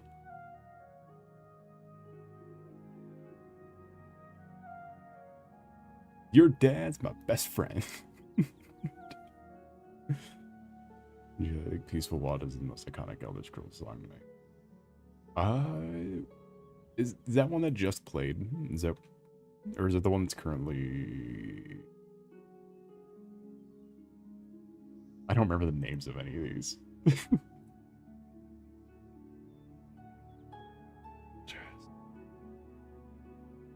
Peaceful waters. Nope, not any of them. Yep.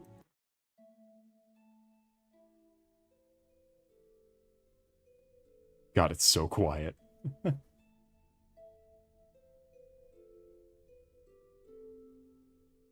It wasn't anyone because we were listening to Oblivion ambience, so we must. So it was probably just like the motif.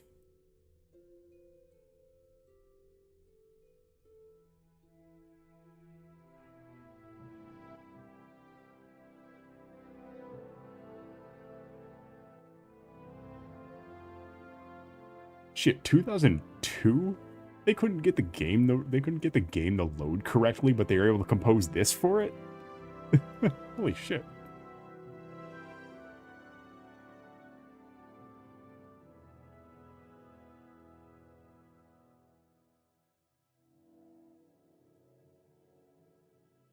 I forgot how great, like, routinely good all of the soundtracks for Elder Scrolls are. Music did exist before 2002. Yeah, but for Morrowind...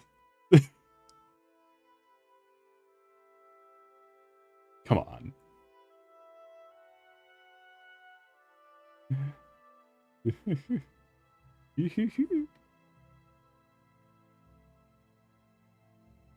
They're composing this for Morrowind?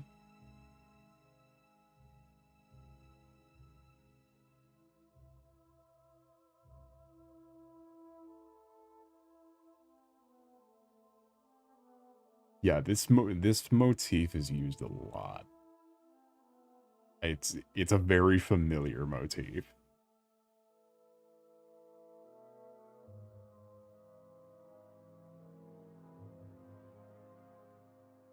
It was used a lot in Elder Scrolls. Like it's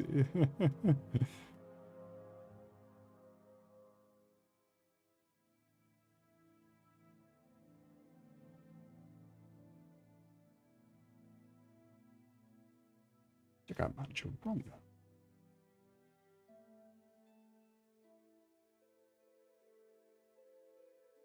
Damn, I can't believe of Marwin stealing the Batat motif.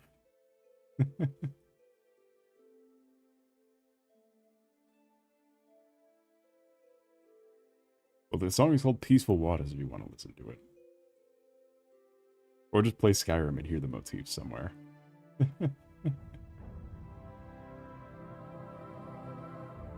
Oh, there's that crunchiness that comes from being on a... It comes from 2002. There's the crunchiness. I was wondering where it was.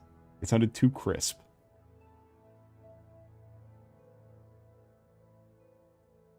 In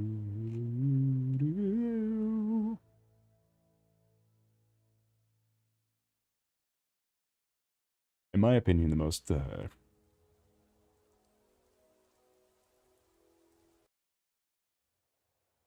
recognizable Elder Scrolls music is the score of Elder Scrolls. The da-na-na, da-na-na, da-na-na.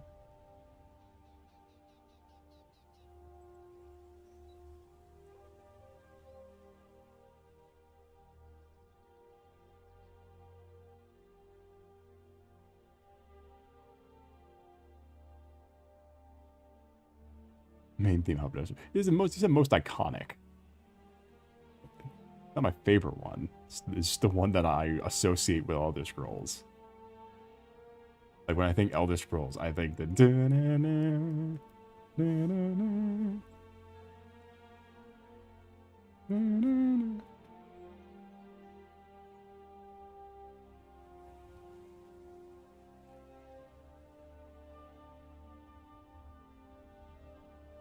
Da-na-na-na-na.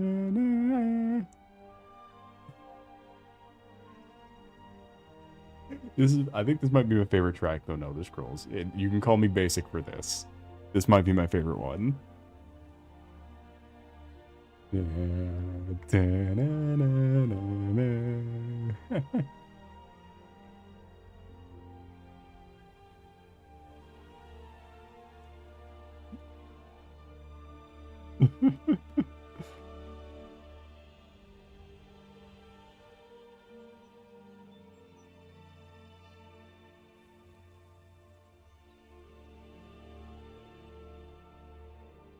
Zero recognizes the diary. Not even the Batat motif? What the fuck?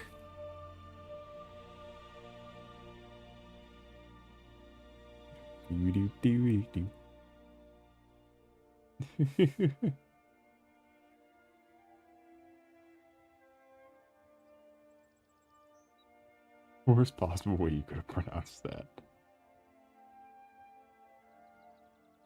I have no idea how it's supposed to be pronounced. I just know it looks like Batat. Batat. B-A-T-T-A-T.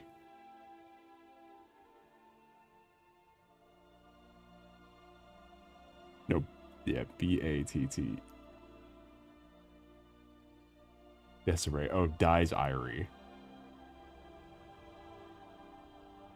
Desiree. E-Ray. Desiree. This is a D's nuts joke? What the fuck? What are you spelling that weird?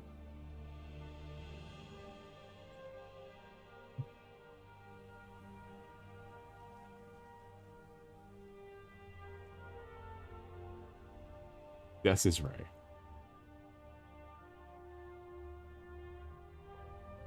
This is Ray. Dies Irie.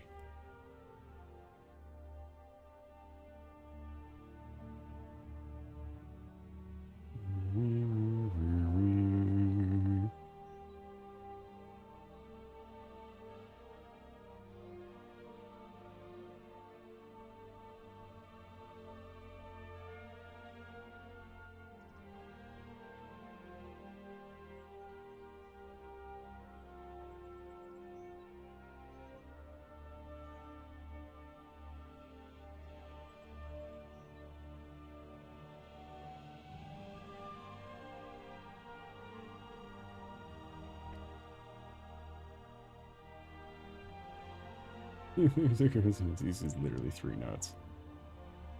Da-na-na.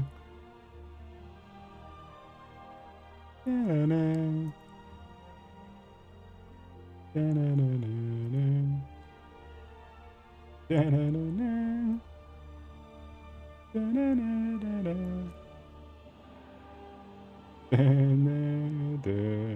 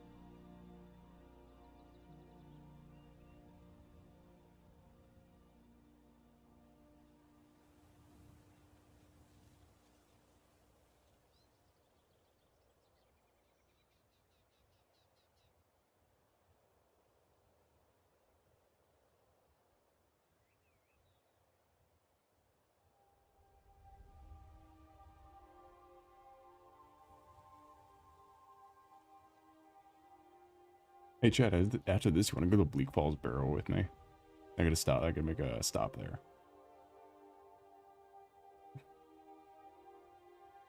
Someone stole my golden claw, and I gotta. We gotta get it back. Yeah, we gotta get my golden claw back. Someone stole it. What? Do you want to go to Bleak Falls Barrow?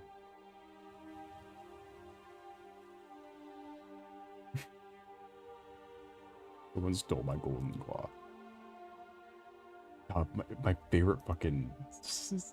I saw a Skyrim meme recently where it's that dude who's, it's that guy who went crazy and broke into the... They got the ring camera of him, like, going insane and then breaking into that house. Like that weird trench coat kid. Who am I thinking of? I don't know. Totally not confusing. What do you mean the golden claw puzzle's confusing? It says what you have to do on there. Yeah, fucking Wizard Bell, man. Yeah, someone edited him. Someone did a perfect edit of him at the golden claw door. I don't know what the order was. It's on the claw. It's written on the claw.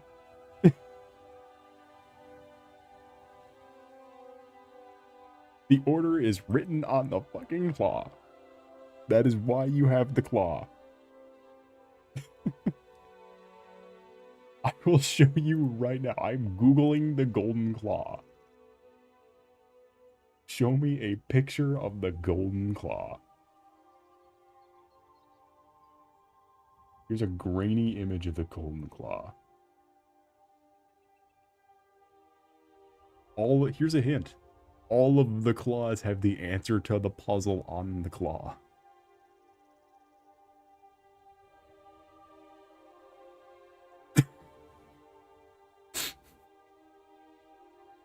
The jade claw, the obsidian claw, the silver claw, the golden claw.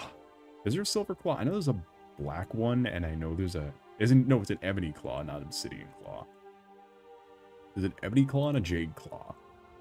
Is there a sapphire claw? I know there was I know there was another one. If it's sapphire, then I don't fucking remember. I know the golden one. I know the gold one. I never said I was good at Skyrim. No one ever is. Being good comes naturally. And Skyrim, the game will make you good. Silver hand with blue claws. Okay. Yeah, I knew there was a fucking silver. Yeah, okay, it is silver. A golden claw. The horn of Jurgen Windcaller.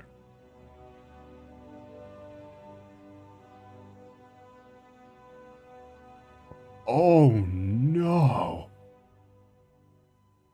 What is this? Marvel Comics?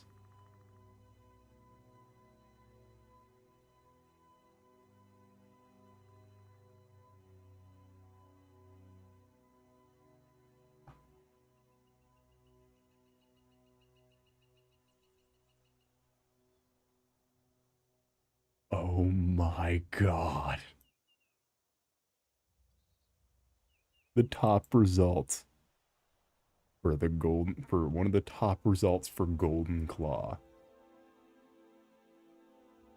This gets worse at every image. What the fuck is this?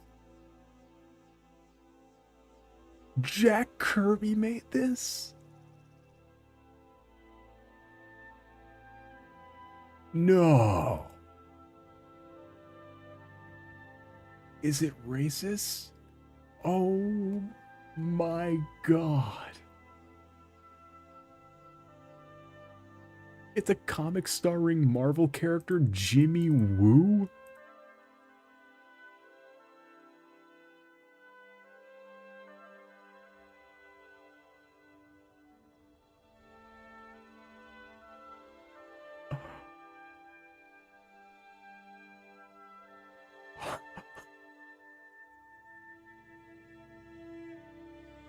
Oh no. Oh. Oh, this is it's published. There are multiple issues. It didn't get canceled after the first one. It kept going.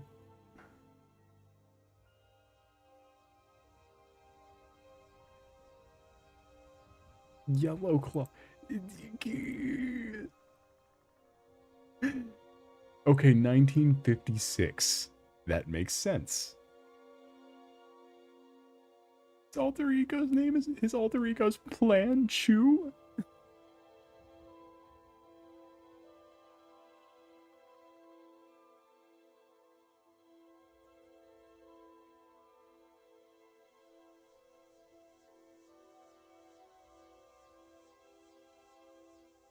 Oh, God. His most favorite oversized everyday object turned into a weapon.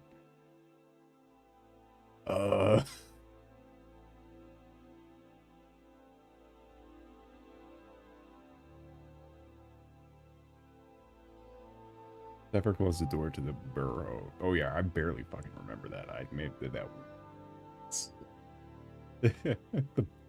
the barrow in that area. You never remember the other ones outside of the Golden Claw, is the problem. None of the other ones are good for anything. The Golden Claw's the best one.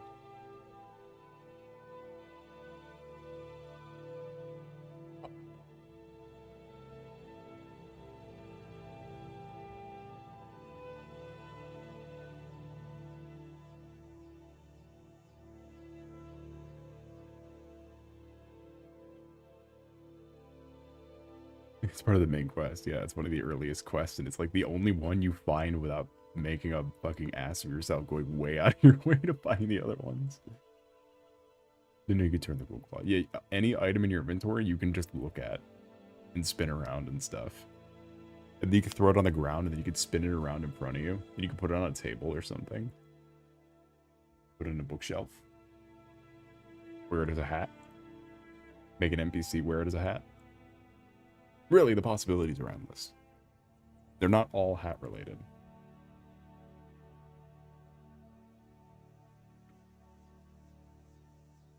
In the Nordhammer line. Not all hat related. However, they do all get better when you learn Fusroda. So you can violently rocket propel food at your Jurgen Windcaller.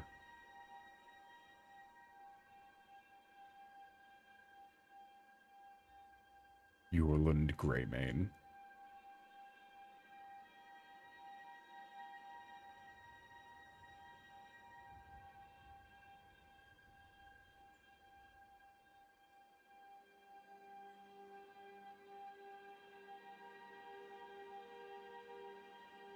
Actually places it right side up. Look, this might be some, this ladder's so good that it's because it's true. Yeah, if you go to try to actually like manually place shit on shelves in Skyrim, you good fucking luck.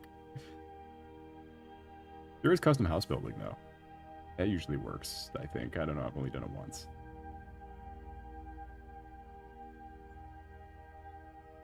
It takes a lot of money.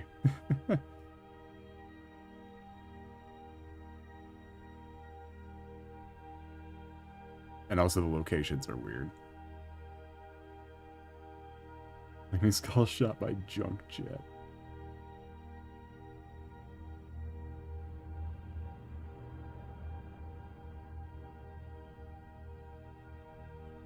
What doesn't Skyrim have on the good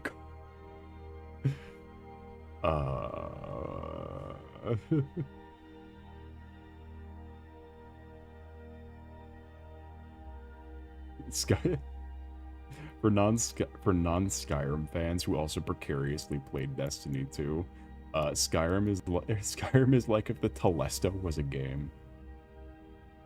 I don't know, I just thought about that in my head and thought it'd be funny to say out loud.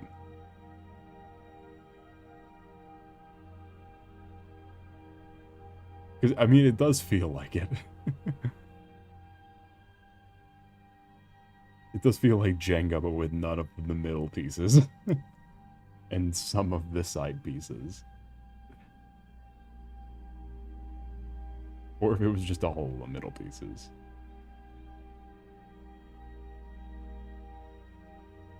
Decent armor system. Skyrim's armor system is not. The Skyrim's armor system definitely could be worse. It could be Fallout before 4.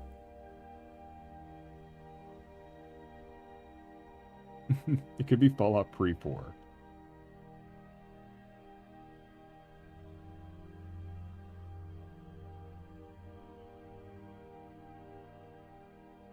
The combat's pretty basic, could be a lot better. Yeah, well, it's fucking, that's the game. All their games play like that. They all play like that. You just hit the trigger a whole bunch. Until whatever's in front of you falls over.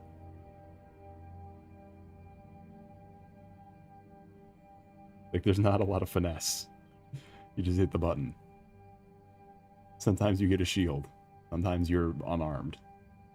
most of the time you're unarmed, because unarmed is really, really fun. it's it's really, really fun. They made separate execution animations for when you're unarmed. We can expect more from them. We shouldn't, because they'll never ever do more. Look, don't stop acting like Bethesda will do anything different than what they've been doing. It's never gonna happen. We get what we get, because this is never changing. They're never gonna get a new engine. They're never gonna make new code or new engines. They're just gonna keep using the same shit over and over. Why would you use a shield? Just use the hammer of justice. What, like it's Dark Souls 2? Just whip up a little fucking... Skyrim does have a spoon and fork weapon, much like Dark Souls. They are hard to get, because I don't think they were intentional. I don't think the spoon and fork were intentional.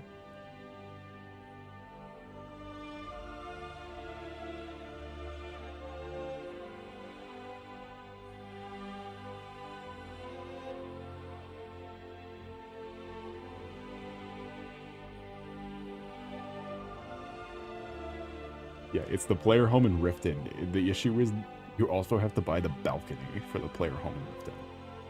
Which the player home in Riften is already really fucking expensive.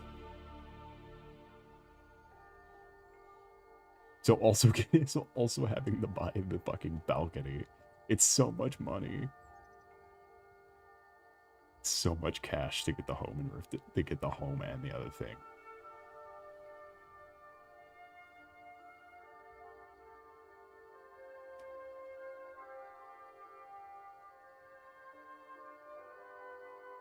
A lizard using a large hammer as a weapon. That's how you do it. I'm old.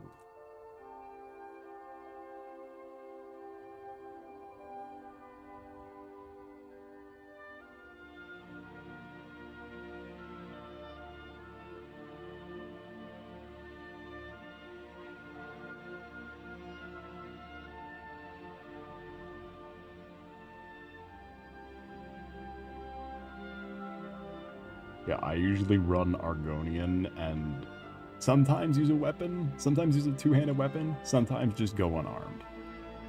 I realize Skyrim does not take all that much combat finesse to keep lasting, and you can absolutely play it any possible way you want. That's why I'm so pissed that like Gen Alpha keeps clicking on videos. They're like, could you beat Skyrim as a vampire? Or could you beat Oblivion as a vampire? Could you beat Skyrim naked? It's like, yes. There was a things to do on roosterteeth.com about this. And it was 2 seconds long. Oh yeah, I remember when I realized punching was no joke was when I punched a blood dragon to death in less than 2 minutes. without breaking the game. It was completely unglitched. No restoration glitch to boost my stats. It was literally like the minimum level to get a blood dragon. And just beating the piss out of a blood dragon.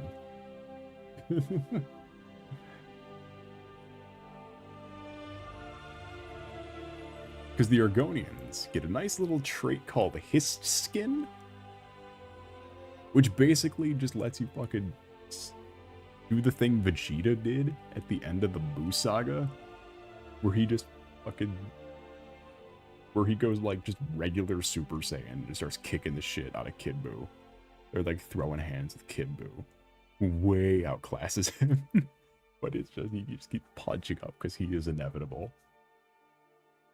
And Bren's for the match.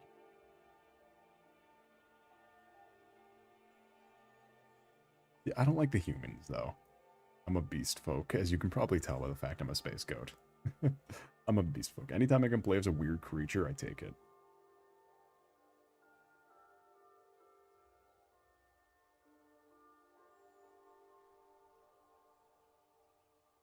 Any game.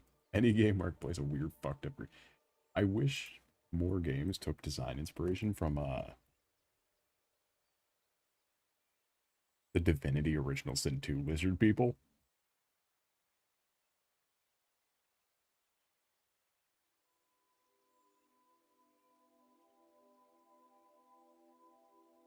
Because, look, all I'm saying, that's the Golden Claw again. Get out of here. I don't want you.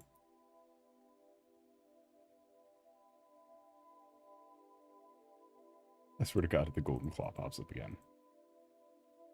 This is how you do lizard people.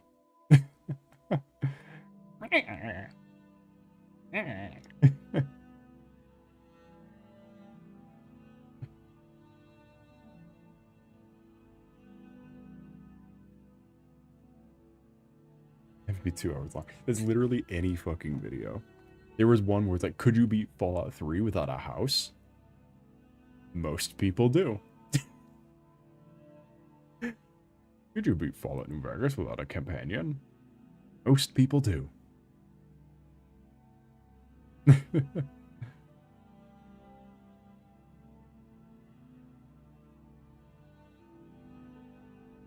Your accuracy proportional to your blindness. I like how that's a glitch.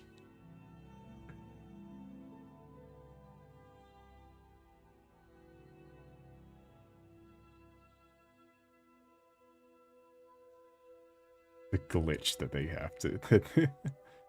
that blinding doesn't work. The more blind you are... Oh, the more blind you are, the more accurate you become. What the fuck? What is it, like Daredevil rules? There's a glitch that turns the game into Daredevil rules.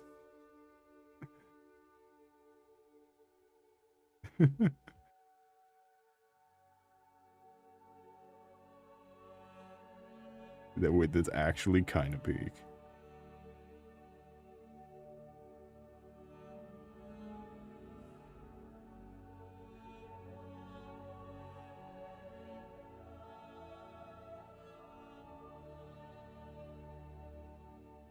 Can you beat Dark Souls without joining the Dark Race?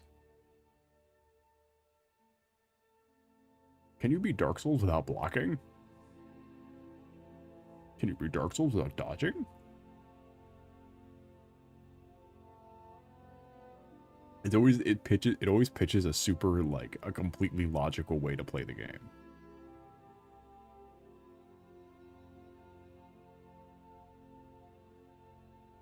The boots of blinding speed. That's so fucking stupid. That's hilarious, but it's so fucking dumb. Speed is tied to accuracy. It turns out it's blind. I like how the boots of blinding speed make you blind. I like how that...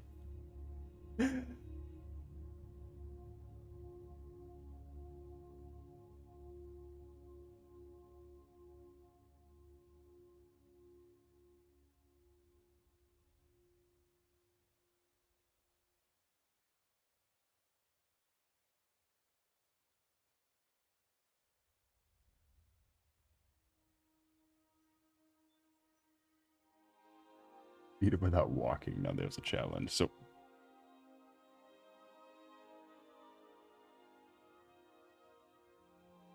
makes you faster and gives you a sunglasses filter. That's so fucking funny.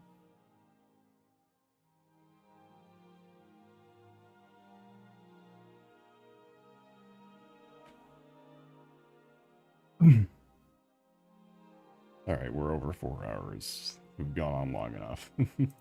a nice return stream. So what do we want to stream tomorrow? Do we want to assemble a poll maybe for Skyrim or Astroneer? Because I was thinking, because of course we need to start a new thing.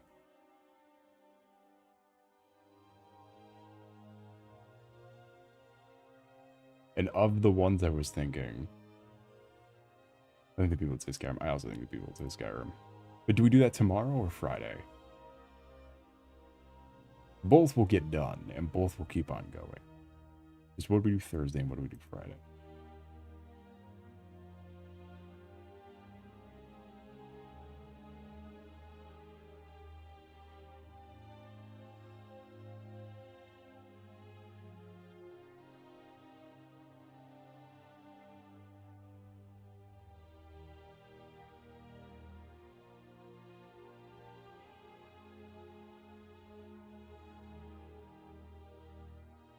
Friday, we did Friday Skyrim for this, the premiere day. Get a good day right into the weekend.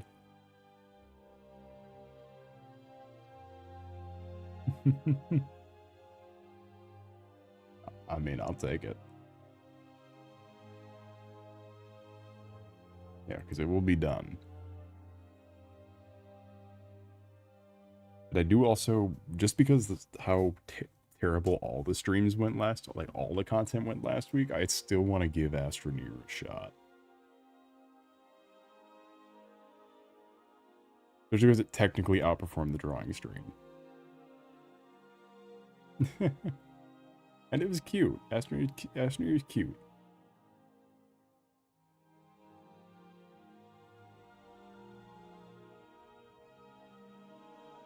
And of course, if Astroneer doesn't work out, we also have Piku Deku.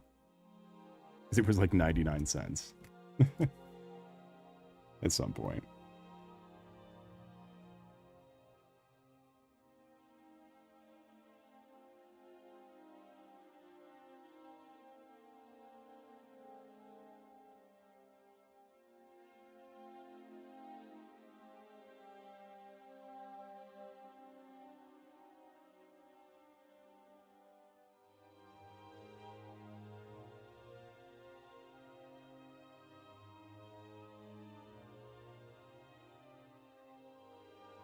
But anyway, thank you all for coming. It was lovely to see you. I think it's about time we wrap. I think it's past beyond time. I just thought we needed a nice long one for our Returnal. Hit PlayStation game Returnal. So do not forget to like and or subscribe, as it might not help out the hour. Certainly boosts my ego. My stream's 4 hours now. I would like them not to be, but that seems to be the way that they're going.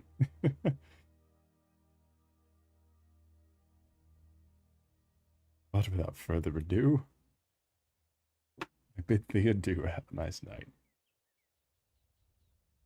See, it's all about the views. We're getting less views now, so I've tried the stream longer to offset it.